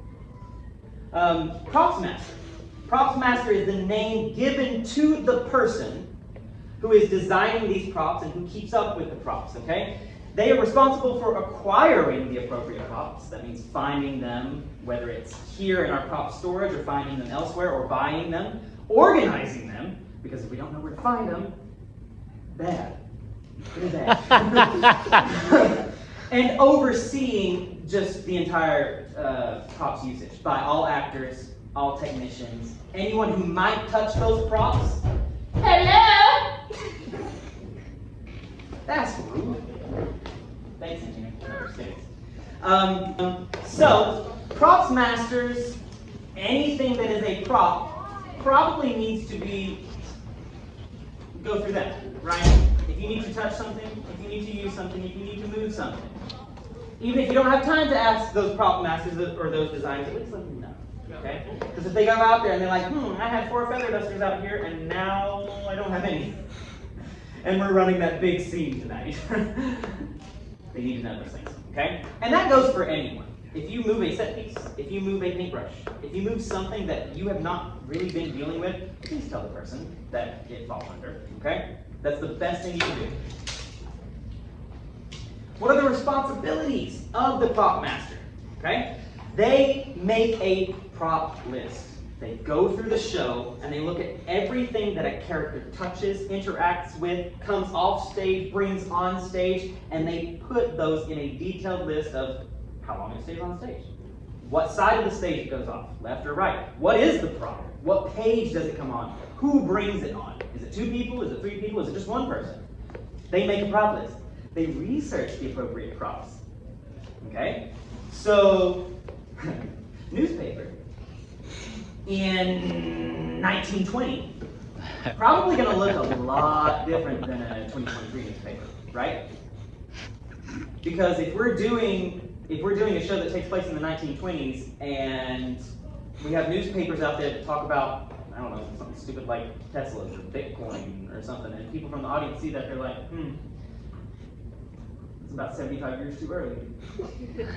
Doesn't really bring the realism, right? So prop masters and prop designers have a big part in bringing some realism to the set, to the stage, to the show as a whole, okay? They have to acquire all the props within a budget.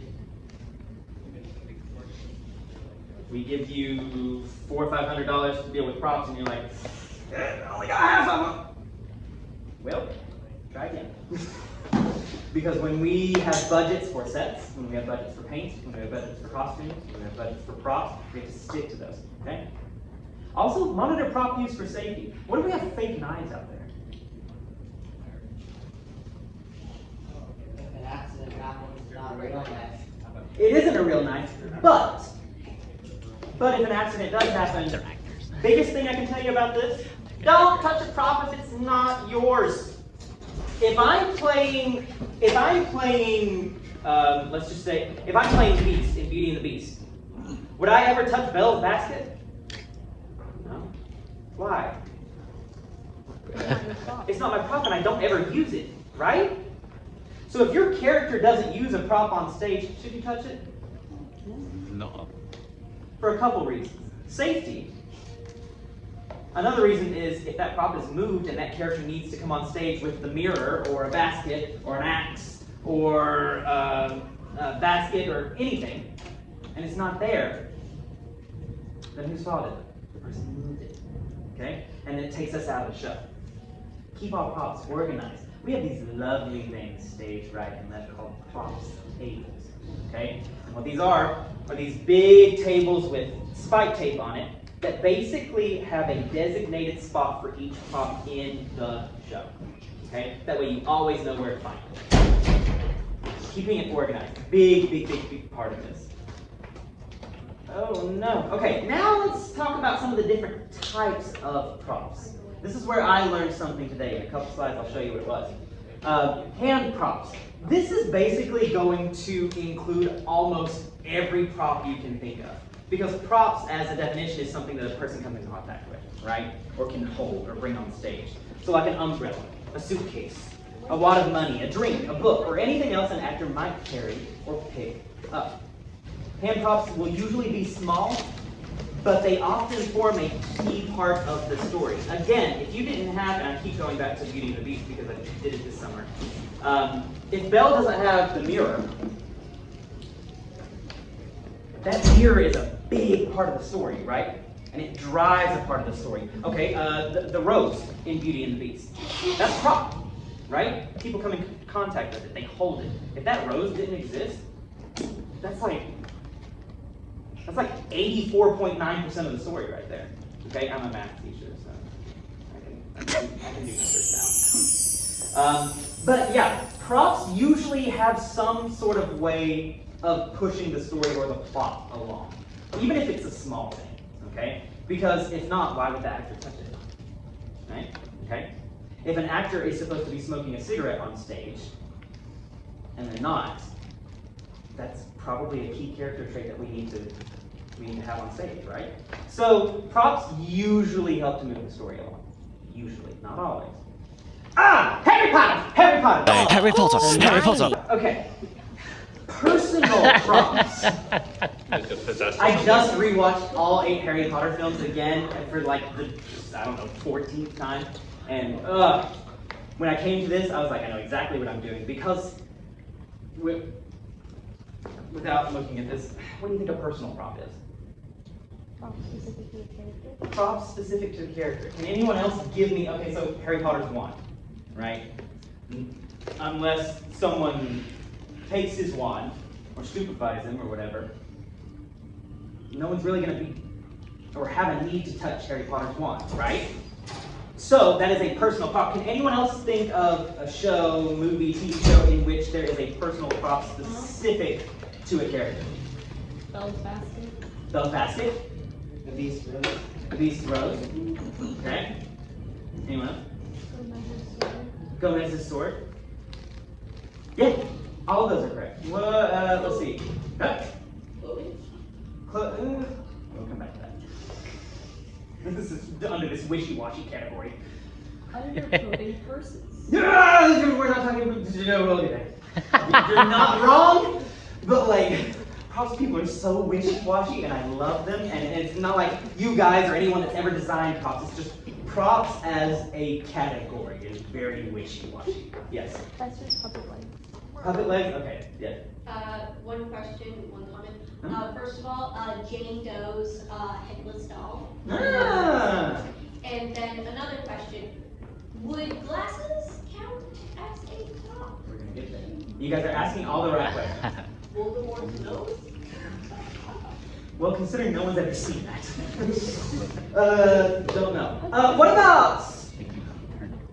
about Darth Vader's lightsaber? What about Indiana Jones' whip? Debatable. What about Wednesday's crossbow? I was hoping someone would say that. With your umbrella that flies up sometimes in the sky. Yeah, Mary Poppins umbrella. No one would touch that, right? So those are all personal props. Usually associated with a specific character or personality. And yeah, I had to get the wands in there. Rehearsal props. Kind of in the name. Props that we only use for rehearsals. A substitute, a stand-in for the intended prop. A lot of times we will use these while the actual prop is being made. Okay? So, in this case, what do we have here? That's like a cardboard basket, right? So if we had to, like, God forbid, weave our own basket for a show, that's probably something that we would use while we made that, right? So yeah, rehearsal props, pretty self-explanatory. Now, perishables. Perishable props. What do you think that is? It's kind of up there already. Mashed potatoes. Please. Let me tell you guys a quick little story. I was in a production of The Diary of Anne Frank in which I played Peter in college. And we had to eat all of our meals and stuff on stage. I mean, the families were up in that annex for a very, very long time, right? So we had to eat several meals there on stage in this 2.5 hour long production. I ate cold cake. I ate cold mashed potatoes with something else in them made to look like oatmeal. I ate cold hardened potatoes made to look like chicken. I ate just raw lettuce on a plate that was supposed to indicate greens. So yeah, you sometimes will eat on stage, and do you think it's gonna be warm and hot and toasty when it comes out there? No. Nope, not usually. Not usually. I'm gonna sob. Perishable props are anything that needs to be replaced after the show. So if you have a piece of cake on stage, think Matilda, think Bruce, eating that entire chocolate cake. That's gotta be replaced every night. That is a perishable. Can you think of something else perishable that might not be food? So if we had a show where we broke the guitar on stage, can we use that again? No, we have to replace it, right? That's perishable. Exactly right. Matthew. Okay, serious answer, bottles, and Bottles? and not serious answer, Darth Vader's limbs. We need to replace those. But yeah, bottles. Say we have like we have a candy glass bottle on stage that we have to break over someone's head. Well, we have to break that every show, right? So we have to replace it. It's perishable. Don't look a lot of fun. Anyone else before I put one out there? What about a ripped up letter? Yeah. What if I'm on stage and I'm reading like a love letter and I'm just like, I don't love you anymore. Meh, meh, meh, hey. Are you gonna take that up every single night? No, because it's gonna look really weird on night 7 of Love Scorned or whatever the show's name is. Right? So, that is another idea of a perishable. So anything that can be drank, that can be eaten, ripped up, torn up, broken, anything that needs replacing once it's been used on stage. That's a perishable product. Now, just for fun, and this is where it gets into some of the things that even I didn't know, okay? Greens. That is literally a type of prop, and it falls under plants. Flowers, plants that are on stage that can be interacted by a person. Now, we have this lovely thing in Spartan Stage Studios called a set dresser. That would probably fall under them. But guess what? In the real world, outside of Spartan Stage Studios, the term set dresser doesn't exist.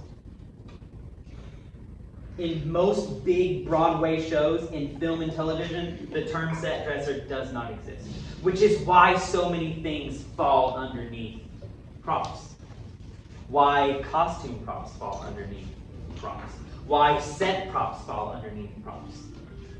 So let's get to costume props. What do we think costume props were? Glasses or purse. Glasses, purse, What? watch, Lanyard. like a necklace, lanyard. What about rings? Maybe bracelets? Cane? Yes. Anything that is not physically worn as a piece of clothing on your body is technically considered a costume prop. Before I continue on with this, you will never really need to worry about these in Spartan Stage Studios because we have other groups for those. I just thought it would be fun because this is where my knowledge was like, how the hell is this? Okay? So, costume props, we have a lovely costume crew here. We have a lovely costume team. They cover those things. Okay? Anything that you wear on your body, even if it's considered a costume prop, they will take care of that. Okay? Trim. This was the one. This was the one that I was like, I know about trim. Huh? Any guesses? Just from the picture. It's like, huh. Anything that hangs on the set. Anything that hangs on the set. And not only just that, there's such a broad term for it, which is why, again, super freaking wishy-washy. Anything that hangs on set or sits on another set piece. Lamps, candy dishes, ashtrays, telephones. All of that is trim, but it also falls under the lovely category that we have, set dressing. So guess what? Props, you're never gonna have to deal with that. Okay? Never. With a what? A person? No. No, persons are actors. Not. But what if they? Unless it's like, and I hate to bring it back to Harry Potter, like dog. Something you can do. I don't know. Set props. I mean, I was thinking it, but I wasn't going to say it. Again, we have a lovely crew called set dressing. So props are never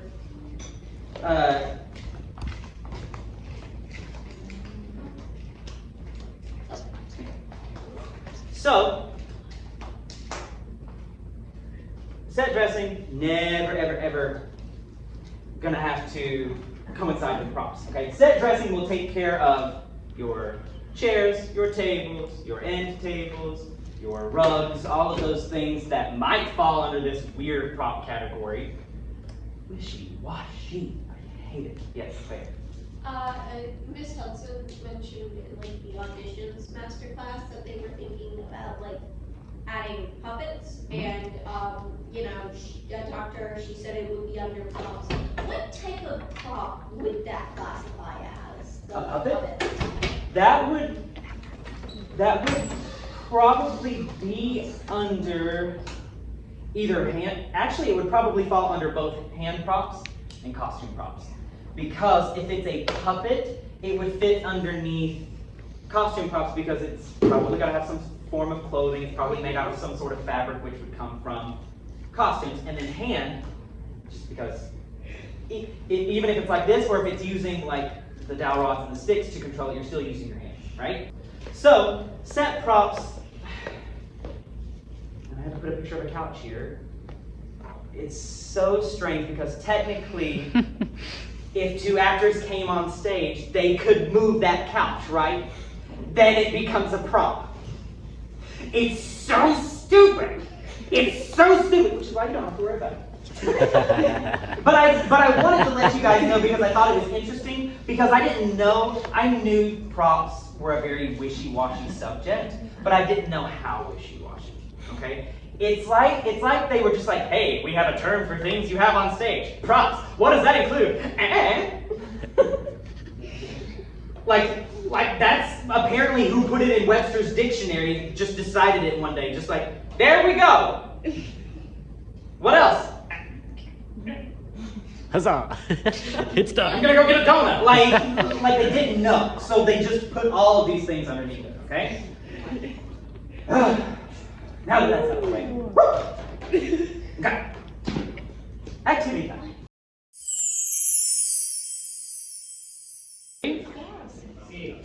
Lights up. Everyone quiet.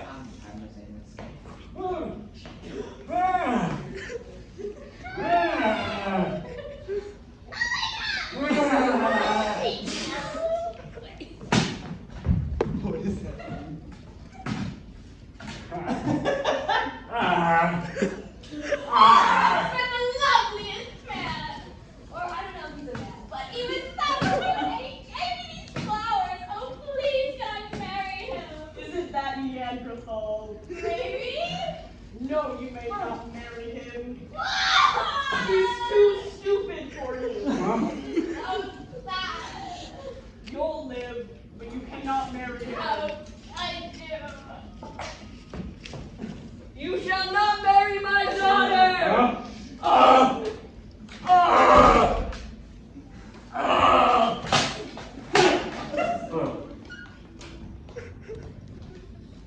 Here lies the third.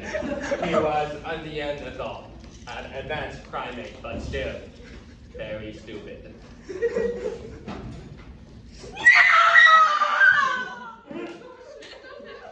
My love. How could you die? Because he was very stupid.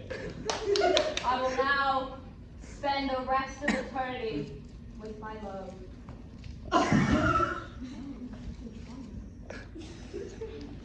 Here lies Castillo, a sheltered child, obviously. How can someone fall but in the end of what a poor thing. What's up? Oh, welcome to the gym. Can I have your names for the Vikings? Okay. Alright. Is that it? Okay, group 1 and group 2? Well, that's what I have done. Here's your protein powder mix stuff. Go work out.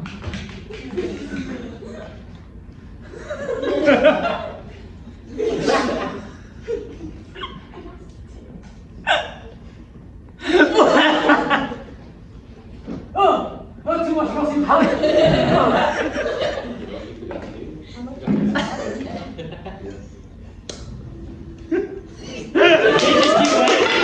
Lights up. You messed up that same point I got! This is the third time!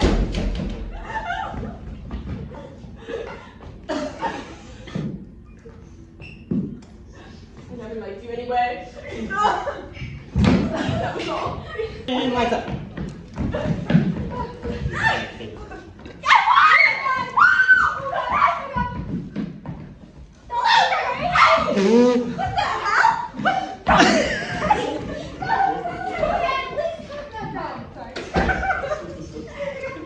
Ow!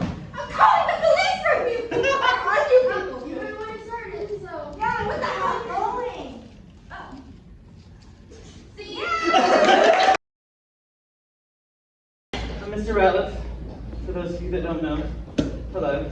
We'll go through introductions in a second, but if you're here for the painting masterclass, you're in the right place. Not? Welcome anyway. Okay, so let's get into it. What is a scenic painter? Okay, or a scenic artist?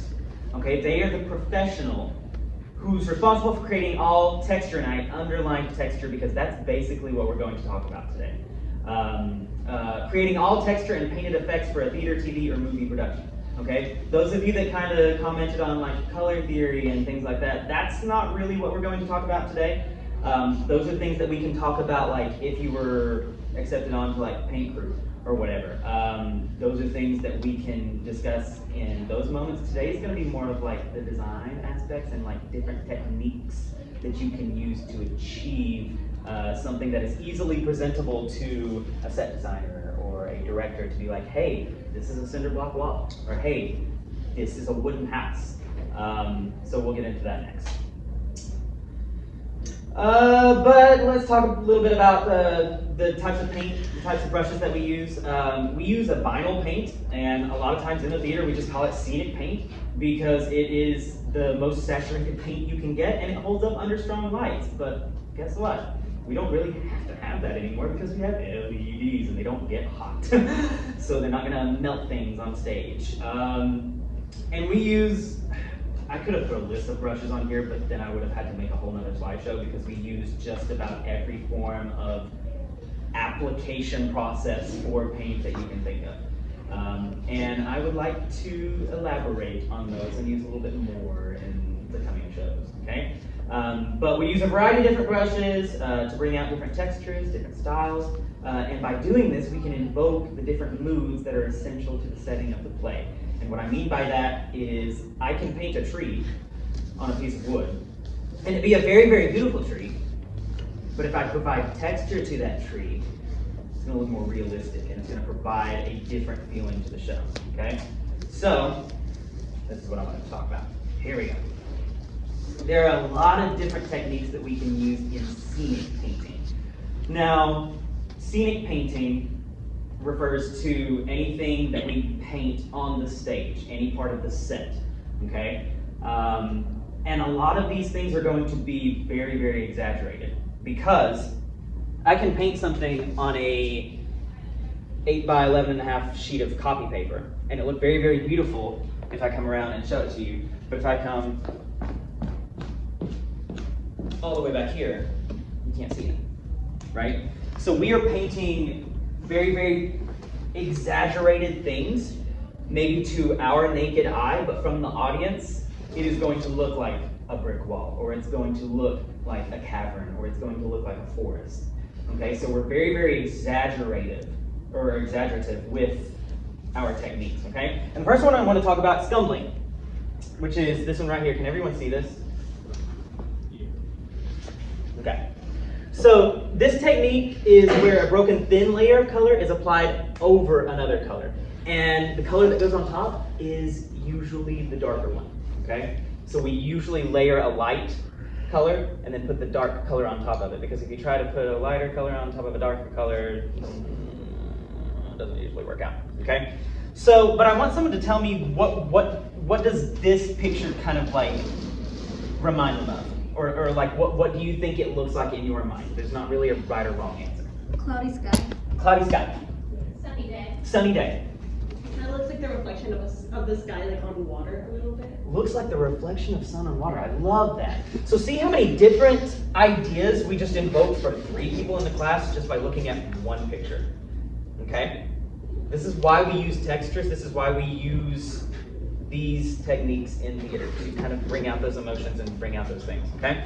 Dry brush. And, dry brush is using a dry, stiff bristled brush with a small amount of thick paint to drag a pattern of lines or some sort of pattern across the surface. A lot of times, what we will use this for in scenic painting, wood graining. Okay, and we can use regular dry brushes for that, or they actually make, and I'm gonna talk to Miss Hudson about it because I watched a really, really cool video on it. They actually make wood graining brushes, where you literally paint a board brown or whatever color wood you want it, and you drag that brush across it, and it looks exactly like wood. Well, guess what? Lion Witch in the wardrobe. We're gonna get some of those. Mark my words. Spattering. A spattering technique is a technique where you have a paintbrush, and a lot of times if you take that paintbrush and you either tap it or you flick it, and you get this nice spattering effect that can a lot of times look like brick, concrete, different kinds of like rocky textures, okay? Yeah, let's move on. So the next one I want to talk about, sponging. So this is literally just taking some sort of sponge, sponging on a color, and then sponging another color over it. It's like a layering effect, okay? And I want someone to tell me what does this picture remind you of? What do you think it looks like? Mold. Mold, yeah. A tortoise. A tortoise. Oh, like a shell. Oh, I like that. Yeah. Sidewalk chalk. Roadkill. Hey, I did say that there were no wrong answers. Limestone. Limestone. So another hand. Like a beach in Australia. Like a beach in a... Ooh. I like that. I like that. What about, have you guys ever been like to a waterfall or whatever and seen like the mold that grows on the rock and it's kind of like shiny? The moss. Moss. I said mold because... Mold on a rock? Mold on a rock, moss on a rock. So yeah, all of those answers are correct. Another thing we can get from like sponging, like rust effects. Metal. Ooh, I'm so excited to make this here. Stippling. So stippling is basically just using the ends of the brush to like create that effect on a texture, okay, or on like on wood. It's literally just taking the brush with some paint on it and very lightly, liberally going around and making that texture. What in the world of theater, what could we use this technique for? Matthew? Could you use it for splatting, like for dirt, mud, and stuff? Okay. Matthew? Stone. Very good. Sand. Sand. That's a good one. I got leaves. Leaves. That's kind of the one I was looking for, but all of the other ones are really, really good too. If you paint the base of a tree, this is a really, really good way of, if you're painting it on a flat surface, to get that really nice texture of like that foliage, those leaves. The last one I want to talk about, rag rolling. Using a length of cloth dipped in paint and wrung out to roll across a painted surface to acquire roving line. Can someone tell me what that looks like in your mind? Marble. Marble. It's a really, really good way of achieving like that marble effect with little to no work. Matthew. When you accidentally drop your painting face down and have smears everywhere. You're not wrong. You're not wrong at all. Yes. That looks like mountains. Mountains. Far away. Mountains far away. So like depth, right? I love that. Anyone else? I love those answers. Marble was the one I was looking for. Hadn't even thought about that. But that is a good point. Sometimes we want to create the illusion of depth on stage, right? Because we only have so much room to work with, and if we want to make the stage look bigger, maybe we do something like that, right? I love that. Good answer, everyone. Okay. Renderings. Who knows what a rendering is? If you were at the set masterclass, we talked about perspective drawings. This is a perspective drawing. It is what the audience is going to see once it's built on stage, or very, very close to what they're going to see, okay? It is a very rough drawing. That way I can hand this to a designer and be like, hey, this is my general idea. Let's work together to achieve this, okay? The one right below it is a scenic artist's rendering. What you will do is the scenic artist will take a copy of the perspective drawing from the set designer and then add color to it. Okay? You guys wouldn't have to draw this. That is set's place, and then this is where you guys get to be artsy fartsy. Okay? So, and I totally jumped ahead without even looking at my slide, but yeah, a perspective drawing is what your design will look like, what the set will look like. The scenic renderings are the exact same as the set designer's perspective drawings with the addition of color. Okay? So you guys would be the scenic artists, and then the set designers would give you that top one. Does that make sense? Okay. Also, can someone just kind of tell me what kind of feelings they're getting from that bottom picture? What feelings does this invoke in you? Depression. Okay. That's a very valid answer. Apocalyptic. Apocalyptic.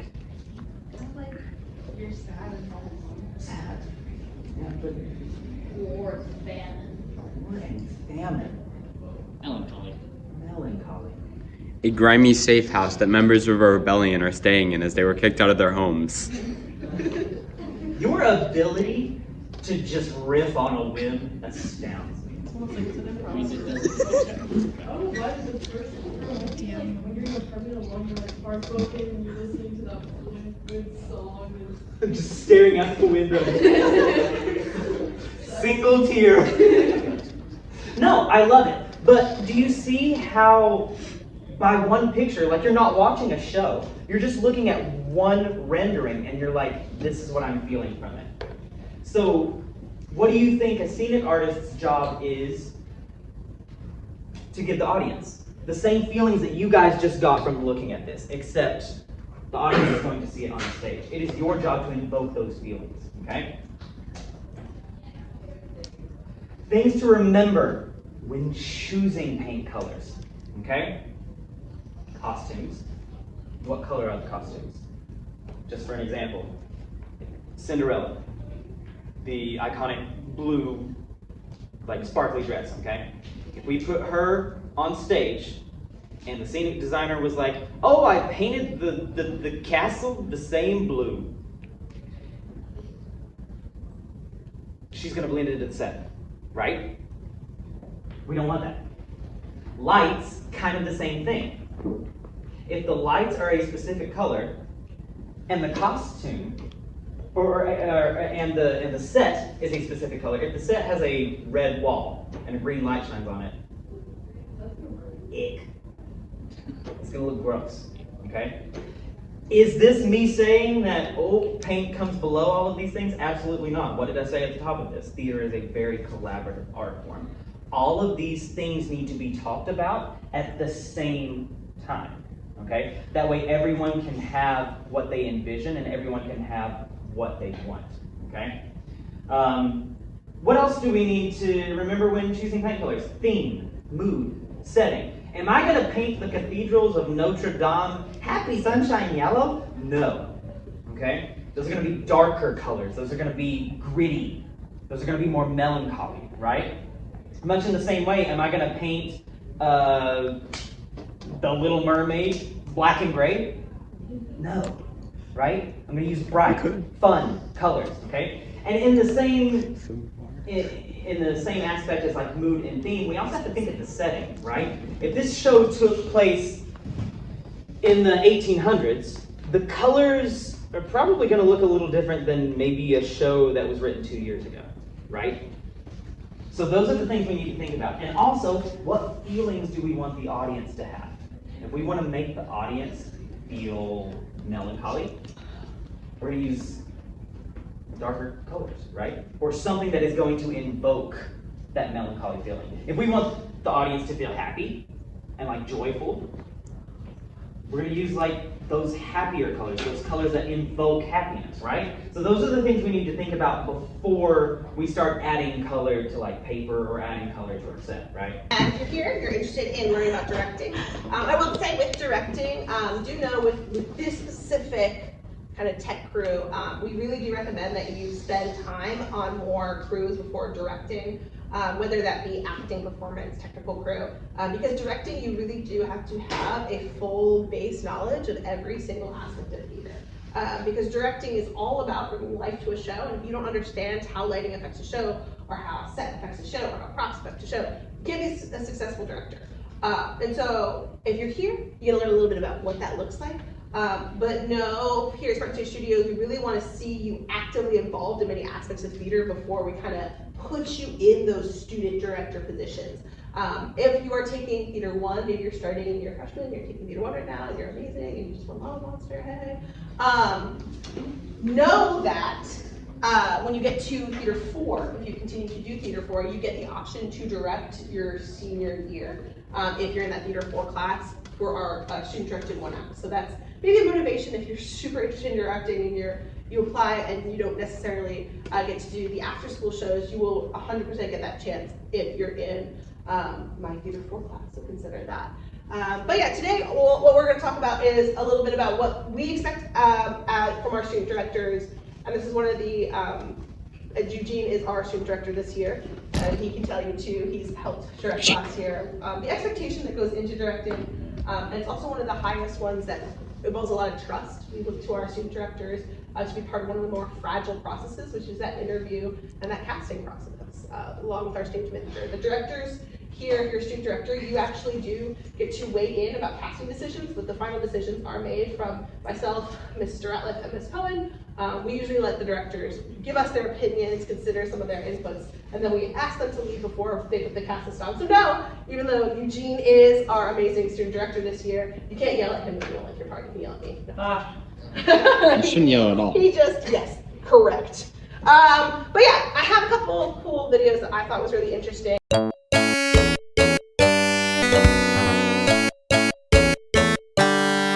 In general, the director chooses the creative vision and helps steer all of the components of the production. And that's why I say it needs to be really important that you understand a little bit of everything. You are not a dictator, like Julie Taymor said. You're not standing over somebody saying this light has to be exactly like this, but you have to give that general theme, that general vision. And the more insight you can think of, the better. Directors shouldn't have an answer to everything. They should be open to interpretation, right? So I know as a director, there's some things I'm gonna be very nitpicky on, and I usually like preface my crews and say, this is a really important moment for me, so I really need this to be very specific like this. For example, for me, it was the tango. I talked to Ms. Gray about the tango and how I wanted that to look and how it built in anticipation. I think the end result was beautiful. She did a really good job of taking my general ideas and making it practical, right? I also really, Allie is sitting in this room, we worked on the puppet legs for Fester, and that was a lot of trial and tribulation, but I definitely wanted a specific way for that scene to look where it was comedic with these legs just flopping everywhere. And Allie did a great job, but it took literally, I've never had a show where opening night we're making last minute decisions and changes. But again, collaboration. The director runs the rehearsals and gives the actors instructions for blocking and acting. A lot of times people think that means you have to sit there and you have to bark, but you have to remember that art is collaborative. Nobody wants to be sat there and told every little thing what to do. So I really say our directors have to come in with a general idea and be open to change, open to people's artistry and interpretations. For example, Gabe sitting in front of me, he played Mal in Addams Family. I had a very different, I think, interpretation of how Mal should look. And then Gabe came in and auditioned and had a very different interpretation to the character, and I liked his interpretation more than what I had originally had. You know, my actor had a unique, because to me, actually, I don't know if we've ever talked about this, now that I'm saying it out loud. You came in with, during auditions, and I was like, that's what I want. Because he came in with a very brooding, like, overbearing kind of, lay the fist down. To me, Mal, originally I saw more as like this quiet, silent type that just stands in the back, but you know, you were knocking on the hardwood and doing all these different character choices. That was his interpretation, so as a director, I need to be open to that change, and how is that gonna work into the dynamics? So you have to help inspire actors. It's not all about just telling them what to do. The director must have clear vision and be open-minded, like I said. Yet understand the production will not be cohesive if there's too many different visions competing with one another. And this is by far the most important part. You can be open to everyone's ideas, but you need to constantly stay big picture, not micromanage, right? You need to come back to the theme. And that's the part where you have the most control of. What is that theme? And if it doesn't come back to the theme, it's gonna look really mumble jumbled. For example, if we did Addams Family and one person decided the entire house was gonna be hot pink, and then everything else is gothic and creepy, it's not gonna fit. It's gonna look non-cohesive. So as the director, you need to be coming in and making sure everything fits together as a whole, the whole puzzle, right? But with that, you have to be super respectful. That's one of the things that people need to realize, is that as the director, you're in control of everyone's artistry coming together, and everyone has opinions and feelings and thoughts, and you have to be able to direct, but in a way that is inspiring, not like a dictator. So when I'm picking directors, I'm looking for somebody that I know can work cohesively with a bunch of different personalities. It doesn't necessarily put their vision and their thoughts first, that is open and willing to change. Eugene is very good at that. I've seen Eugene jump into, and I'm using him as an example because he's been picked for this role. He's worked in a lot of different crews. I've watched him work in a lot of different crews. He's done stage combat, he's been an actor, he's done tech theater, he's worked at sets. And Eugene can tell you from helping a student direct Addams Family, he was a fall goblin at times. Sometimes he was the person fixing the emergency at times. Sometimes he was helping a last minute costume. Sometimes he was running around looking for something. As a director, no job is beneath you. And I have done everything too as well. I've been here every work day. So know that if you're chosen to be a student director, your basic expectation is to always be there and to be the most present and attentive at all times. Blocking is probably one of the most, I'll be the first to say, tedious jobs as a director. It is basically finding where everyone stands on the stage and why, and making it make sense. The director uses stage directions from the scripts, and I always tell everyone, especially when reading this show, because we're adding so much that's not in the source material, I use stage directions as a suggestion, not the law. The scripts, the word, the dialogue needs to be said. The director must use appropriate theater vocabulary when, that's cute, as I say, block-ins. I noticed it immediately. I'm really Have you been getting enough? Listen, I make pretty stage pictures, not pretty words, okay? That's why I'm not a playwright. You have to use correct vocabulary when using block-ins. So the entire team can understand the notes. It's really important that you are able to speak the language that the people working with you speaks. And sometimes that means meeting them at their level. We don't necessarily have every single person that's done 1,000 different productions in their job before. So it's important that you meet people where they are and be able to convey your message that you're trying to tell them. The director must consider the audience, sound, and lighting issues, the set and costume constraints when making a decision about blocking, right? So a great example of this is Addams Family. We had Morticia in a dress that was not, she wasn't gonna do a kick line. She could not do a kick line in that dress. It like stopped here and it was very like skin tight. So she did this, right? So I have to think through those things. Now, the worst thing I can do as a director is say, just figure it out. Figure it out yourself. Just act. Sorry, PTSD. Yeah, you have to figure out how to problem solve with your crew. You're just gonna stress them out if you're like, just figure it out, right? So you have to think of, if I have a 2-story mansion set, I probably can't fly in a giant snake. Like, that's just not gonna happen. It's not available with the ideas. So you're the one who has to do the problem solving. That means being calm, cool, collected, and flexible. None of the students that were here, I use this example a lot as calm, cool, flexible. One time I had 3 student directors, and it was the first time I've ever done that. And I'm very thankful that I did 3 student directors that year. It was Once Upon a Mattress, because yes. I had 3 very equally talented student directors, and I wanted to give them all an equal opportunity to work.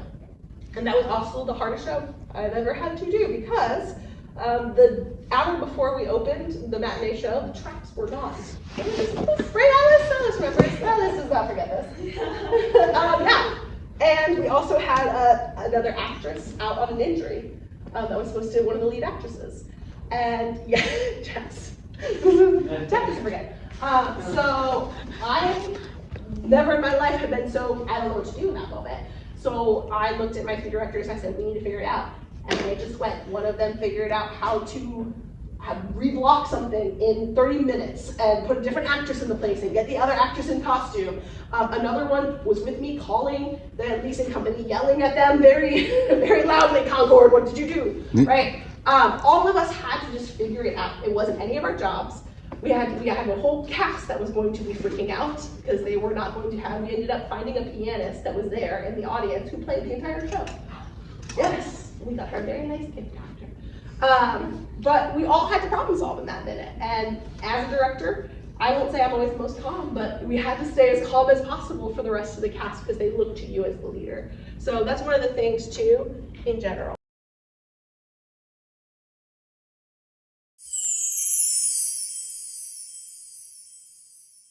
If you guys were unaware, this is the Makeup Costume Masterclass! Yay!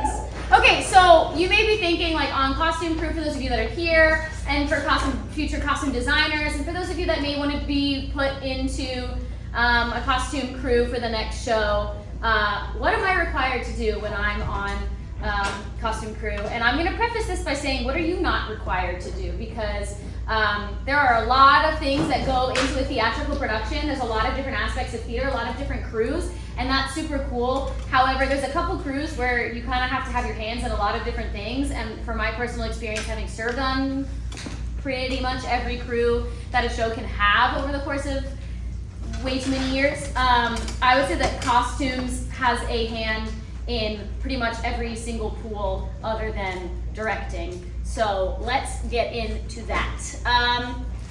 So for costume designer, your duties will include, and this is for you too, colored renderings, which is when you draw out the costume, and we're gonna have some practice with this at the end of class.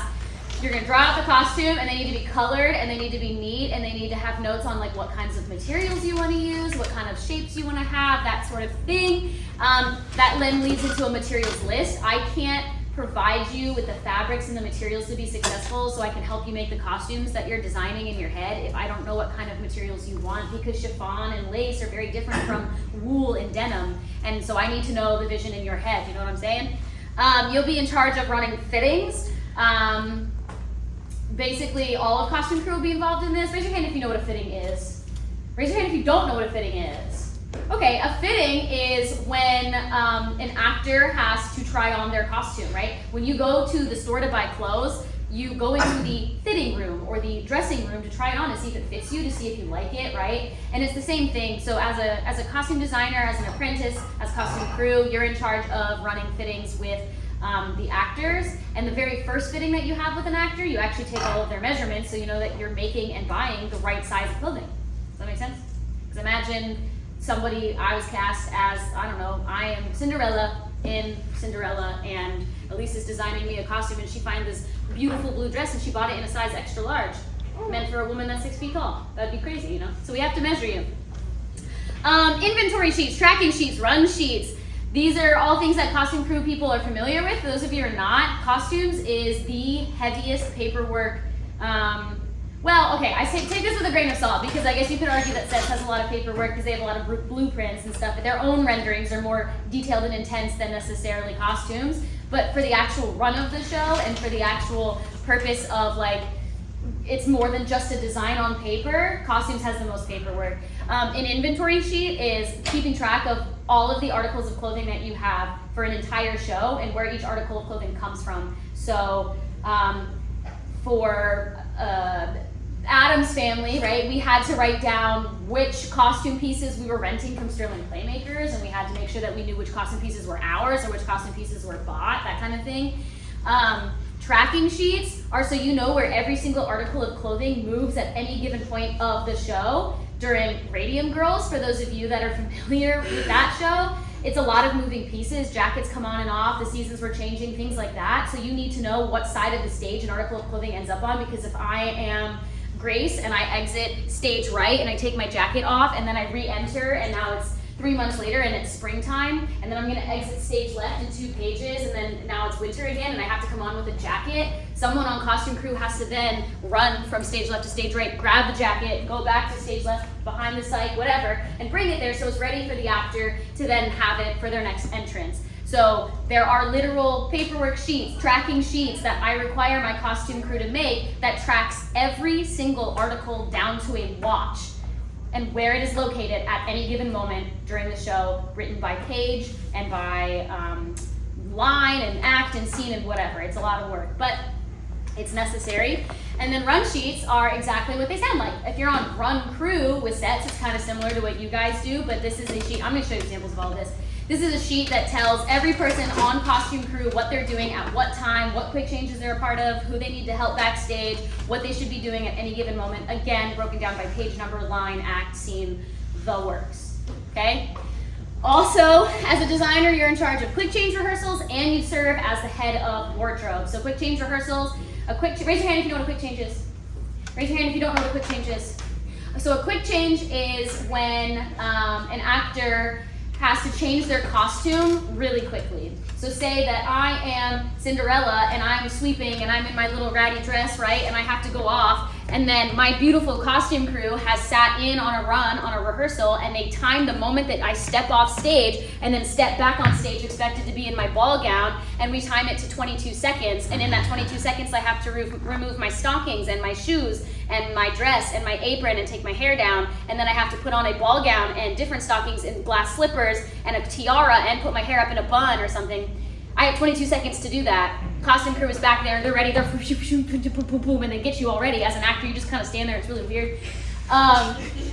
So we have to rehearse that. It's like a dance. You wouldn't go on stage, Eugene would never hand you a sword and say, go fight, you know? So as costume crew, we would never say, here's your costume, have fun. It is very rehearsed, it's choreographed, it's the whole thing. And then head of wardrobe. Raise your hand if you think you know what head of wardrobe is. I'm just curious. Kiara, what do you think head of wardrobe? You put your hand up. What is head of wardrobe?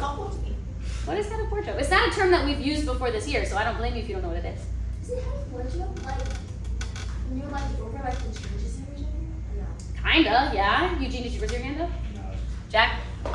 You're in charge of making sure costumes are where they are when they need to be, and that they're all in the place at the end of the show so we don't have a pile of shame. Yeah. For those of you that don't know, actors love to leave their costumes running around all over the place, on the ground, places where they're not supposed to be. And it really irks me. It gets under my skin, and I'm not very nice about it. And I will put on a fake mustache and a pirate hat, and I will carry around a box that says pile of shame, and I will be the pile of shame pirate, and I will make you sing and dance to get your costume piece back. That's how we handle it here at Spartan Stage Studios, hanging your costumes up. Thank you. So head of wardrobe is not a term that we use, but it is actually something that we have been practicing here. And you actually served as our head of wardrobe, and Elise was also head of wardrobe last year.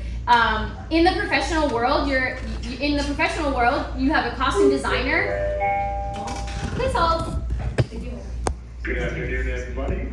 Good afternoon. This is Mr. Runfola with a special announcement.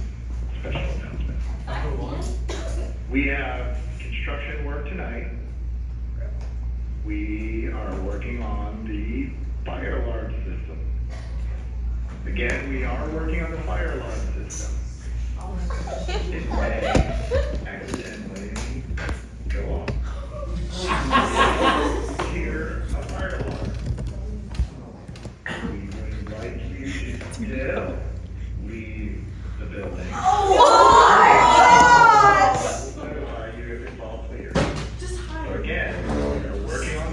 Alright, we're gonna zip through this because we have things to do. Alright, ignore Mr. Unfola, I do it every day. Anyways, so in the real world, you have a costume designer. That costume designer is in charge of designing the costumes and making renderings and giving it to the costume crew, who then sews it and alters clothing and makes the costumes. And then the costume crew serve as wardrobe, which is actually the crew that's backstage during the run of the show. And your head of wardrobe is the person that's in charge of costume crew backstage. So technically, you two served as head of wardrobe last year. Because in a professional theater, though you were the costume designer and you were the co-designer, you would not be backstage in a professional theater. If you're a designer, you do not work the run of the show. The designers come in, they design the costumes, and then they hand their pictures to a crew who then makes it for them. They are not involved other than being the artistic, here are my things, and go do it for me. And then they come in once in a while and they check to see, do I like this, do I not? That kind of thing. So, Kate and Elise, this is all you for this show. because this is designer duties. I'll help you with it, obviously, but you already know how to do, like, basically all of that. All right, run sheets. I kind of talked about this a little bit. Who remembers what a run sheet is? Don't look at it. What is a run sheet, Claire? A run sheet is what you do, and it's basically where each clothing piece is when you take it off. And then Very close. That is a different sheet. Who remembers what the run sheet is, Lena? I'm not picking you guys. You already know. The run sheets, right? That's Yeah. what you're asking? Yeah. What's a run sheet? A run sheet is where you run between like the scenes, like if I go from right. Yeah, it tells you what to do during the run of the show. So this is the one where it tells every person that's on costume crew what they're doing, when they're doing it, and where they're supposed to be backstage. So making run sheets is an incredibly important and marketable skill. If you have any desire in pursuing costumes in the later years of your life when you're no longer in high school, if you have run sheets that you can confidently say you created and you can speak for and you can whip those out and show them at an interview, you're hired. This is a very marketable skill that not a lot of people have, or if they do, they don't do it properly. And the way that I do them is kind of like, I'm very anal about it. It's like there's a lot that goes into it, but I'm teaching you the proper ways to do it. And I learned the way that I do it from a very talented wardrobe head that I worked with at Williamstown Theater Festival many years ago, which is a very prestigious theater festival. So the way that I teach you is like probably way more intense than what a high schooler needs to know, but it's gonna set you ahead, okay? And then basically for you guys, you've created them before, but you'll be creating them again. The first time you do it, for any of you, if you ever get put on a crew, if I ask you to do it, I would never expect you to know how to do it. I will walk you through it that first time, and then you can use it as a reference for all the other sheets that you make. And you can always ask for help at any time, any place. Let me show you an example of a run sheet. So, when I was in college, I costume designed the Laramie project for our main stage production. The show has like a bajillion characters because it's all the people in his life that got interviewed around this really horrendous case. And it is typically performed by a small cast. So you can see here, there's like a bajillion characters. That's not gonna work. A bajillion characters, but we had a cast of this many. That was it. That was it. 1, 2, 3, 4, 5, 6, 7, 8 people.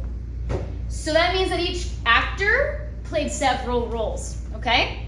So what that means is they have several costumes, right? And those costumes are moving and it's crazy. So I did this, I created this run sheet, and you can see here that I listed my top of show looks. So you know that this is actor name, not character name. So Mac, who was a good friend of mine, he started the show in navy corduroy pants, a navy t-shirt, and a gray button down. Let's say Josh Mullins, we had 2 Joshes, we had Josh Garcia and Josh Mullins. Josh Mullins starts in a black jeans and a red-gray baseball tee. Marley started in black corduroy pants, blue powder vest. Basically, if you were to go up to the costume rack and you were to find Marley's section and you say, okay, her start of the show, this is detailed enough that you could look at her 50 articles of clothing and say, these are the ones that she needs to put on right now, and I can hand it to her and she can go change into it, right? So it needs to be detailed enough. Then it's broken down by Act 1, okay? So you can see how many quick changes they had and how much I lost my mind and how many times you can see my name up here. It's actually insane.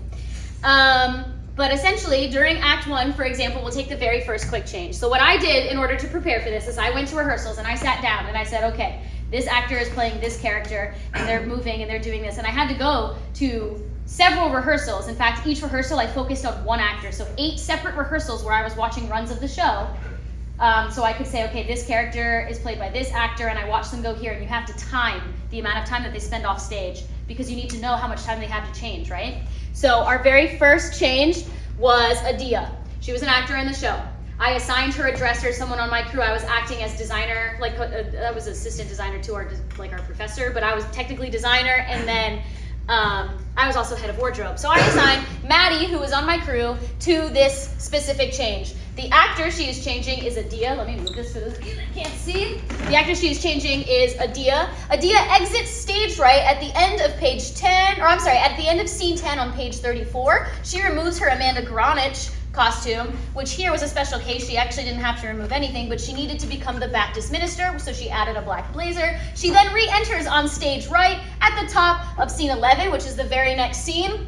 at the page 34, which is the exact same page, and she has 25 total seconds to do that change. Easy, right? She's putting on a blazer, she's staying on the same side of stage, boom, done, got it good, right? Now, let's move on to, let's see, there was a couple things in here. Well, before we get there, you can see it's all here. Literally, this one, these two here, they re-enter ASAP because there was no transition. It wasn't like a scene was ending. They had to come back on as soon as possible. So, this is how much time we ended up having. In a run sheet, you can also put things like this. I assigned myself to go to Josh Garcia and put a mic pack number 3, into the jacket that he wears as Dennis Shepard. Now, of course, if I were handing this to someone that wasn't during the design process, it would say brown corduroy jacket with white elbow pads or whatever. But I knew what this was, so I was able to just put this in. But things like that you'll put in. Then during intermission, our actors changed on stage. So there was a rack on stage, and I had to keep track of like where the clothes were for that. And you can see here that I was in charge of getting Adia and Marley changed. I had to bring the Trish costume and the Baptist minister costume. Trish came from the on-stage rack, but Baptist minister came from stage right, and I had to move Trish to the dressing room, and then I had to put Baptist minister stage left. And then for Marley, she has all of these costumes. Here's where they were located. Here's where I moved them. And I did this for every single costume, every single dresser, every single actor, and all of that had to be done during intermission. Then you come to Act 2, and you see things here. Please note that Drew's base costume has changed. So the costume he starts in the beginning of the show is now different. He changed his pants, right? Stuff like that. Then you have other sort of things here. Again, I assigned myself that I have to bring the Greg Piriotti costume from stage left to stage right. Around this time. Here's a quick change where me and Logan had to do it together. Drew exits stage left at the end of scene 21 on page 53. He takes off his sergeant hat, he puts on a gray jacket, and we check for his mic, make sure it's on. He re-enters stage left at the top of scene 22, page 53. It takes 53 seconds exactly, right? So you can see that this is kind of how it works. We had a blue out. Here's all the things that had to happen during the blue out, and then you go into Act 3, and this is every single change that happens during the entire show. This one happens in 15 seconds. So this is what a run sheet looks like in a professional theater, okay? We don't have something like this very much. Like we do, but it's never really this intense. And I use this one specifically because this was really intense and I knew that it was really intense. But this is what a run sheet is. And for those of you that have served on Costume Crew, you've seen that before, okay? Just in our version. All right. The next one is tracking sheets, and this was what Claire was talking about, where you have to, it was Claire, right? It was Claire. Yeah, Claire, where you have to track where every costume is. So the only reason I could make that run sheet, because I knew where everything had to go, was because then I also spent extra rehearsals tracking where each costume piece goes, and when the actors are, I'm taking off my jacket over here, and they're not even rehearsing the jacket, so I kind of have to envision it, and then they come on, and I'm looking at the script, and I'm like, oh, they're a different character now. So you have to kind of like build a mental map, and you just kind of have to be at rehearsals to see this, right? So you're tracking the movement of every single article of clothing throughout the entire duration of the show. This is to ensure that the actors can easily access costume pieces that they need for quick changes. Okay, being on the costume crew is a lovely, lovely pleasure where you get to deal with really anxious people a lot. You have actors that are trying to make their, entrances and memorize lines and get from one place to another, and the costume crew is basically the only crew that has to directly interact with them. And so your job is to make their job easier, really. So here's an example that we used for Iridium Girls last year of a tracking sheet. Hey, I made this. Yeah, well, you helped make it. A lot of people made it. Oh, okay, thanks. So essentially, and you can see these little smiley faces I put here. Once I knew that they were fitted, that's how I notated that. But essentially, you have your character Grace, your actor who is Lily Howard. Her understudy was Krithi. Her base costume was a white button-up with a brown plaid skirt. During the prologue, she was wearing a blue dress and an apron. During scene 1, she was wearing a blue dress and an apron. Scene 2, blue dress and an apron. Scene 3, just the blue dress. Scene 4, she's not in, so it's blacked out. Scene 5, she's in her base costume, which if you remember is the white button-up and the brown plaid skirt. Then she's in her base costume and a suit jacket in scene 6. Scene 7, 8, 9, 10, she's not in. Scene 11, she's in her base costume, but this time with pants. Not in 12, 13, base and pants, 14, 15, 16, not in, 17, base pants and a trench coat, 18, base and a suit jacket, and in the epilogue, she's wearing the base trench coat and a hat. And if you were to scroll through this, we did this for every single character and every single actor that was on stage for that entire show. You guys remember this? Are you guys feeling a little traumatized, a little sweaty? No, it was really funny because you... Yeah, you started reading. Whatever, you guys get the idea. I was gonna be like, oh, I don't remember. whatever she wears. But regardless, every single character, every single actor comes here, and you can see what scenes they're in. It's very clearly notated. Where they're not in a scene, it's blacked out, and it has everything, and you need to know where every costume goes. And if this was professional theater, you would also be notating what side of the stage the costume lives on, what rack it's living on, that kind of thing. But we didn't have a need for that. Does that make sense? Yes. This is the part of costuming where you lose a lot of people. A lot of people don't like to do this kind of stuff. I personally think that organizing in this kind of stuff is a lot of fun, so I don't know, maybe I'm just crazy. But essentially, respect your costume crew because they put in a lot of work to make you guys look pretty on stage, okay? So let's get into the design aspect of things, and we're gonna breeze through this, all right? So some things to consider when you're designing a costume. Here are some things that I think that I consider first. I would consider age, time period and social standing, texture and color, weather and season. I feel like these are like the most basic, most common things that you think of that help you create a realistic and readable costume. So when you're thinking of age, if a character is your age, think of how you dress. But if a character is a grandma, think of how your grandma dresses, right? You wouldn't put a character that's a grandma in a broad run crew neck and skinny jeans and white Vans sneakers. That would be crazy, unless your grandma's like super cool. But it wouldn't read. She would read as a young character. Think of their time period and social standing. This is really important specifically for Lion, the Witch, and the Wardrobe. It takes place in the 40s. You need to do research. Costuming and design for pretty much any aspect, but especially costuming, requires a lot of research. You need to know what people were wearing during that time, and social standing, meaning how much money do they have.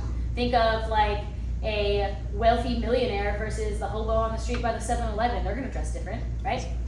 Think of texture and color. Texture and color are your number one key ingredient to invoke emotion, right?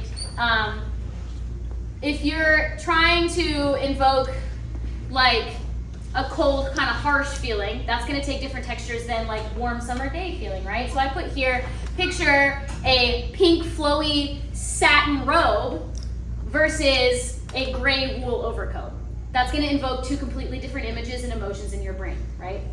So texture and color are like the most powerful thing that you can use. And then weather and season, obviously, like you're not gonna wear a coat if it's 90 degrees outside. In Narnia, you're not gonna be wearing a bikini, right? It's snowing, it's winter all the time. So those are just things that are so simple that sometimes people forget to think about them. We had to make a costume rendering with one of these costume pieces. So there was a silly hat and it had flowers on it. So I'm like, oh my god, flowers, that's fun. And it reminded me of like, I don't know, like European kind of, I put somewhere like father let me out on the town. So I just thought of like a young girl, probably to a wealthy family, but like she's naive, she's just, yay! And it's just really sweet, fun, joyous, whimsy. Are they trans? Yeah. I saw the hat and I saw that it could have been used to be on like a woman figure, so I wanted to try to see if I can use this hat on a male figure to see if I can make some cool male clothing with it. Okay, so my design is a softball player. You know, when I saw a Letterman jacket, I felt like athlete, and I play softball. Well, I used to play softball. I might play again in the future, but yeah, that was my inspiration, my incorporation. So I took the Letterman jacket and I made like the character, the person who owns the Letterman jacket's girlfriend, and she's on the cheer team, and they're basically like cross-school lovers, and yeah, because I didn't like the colors together, so they're different colors. That's kind of the whole point. Fair. Okay, so I filmed something earlier, but I was feeling really uninspired. And then Jack mentioned mechanisms to me after I finished my old design, and looky here, I feel inspired again. This is based on Hades from the album Utilist Dies at Dawn by the Mechanisms. And it's basically like a businesswoman who's in charge of the dead. They're very, very much up to date. They're snippy, they're cool, and they're sort of just serious and threatening. But yeah. I worked really hard on it. It's a coat. And how I incorporated this, I like Enola Holmes, I like detectives. So I decided to make a character costume from Enola Holmes 2. So I made a detective that is secretly going to a party, and yeah, that's it. Yeah. Your dog was looking kind of strange today.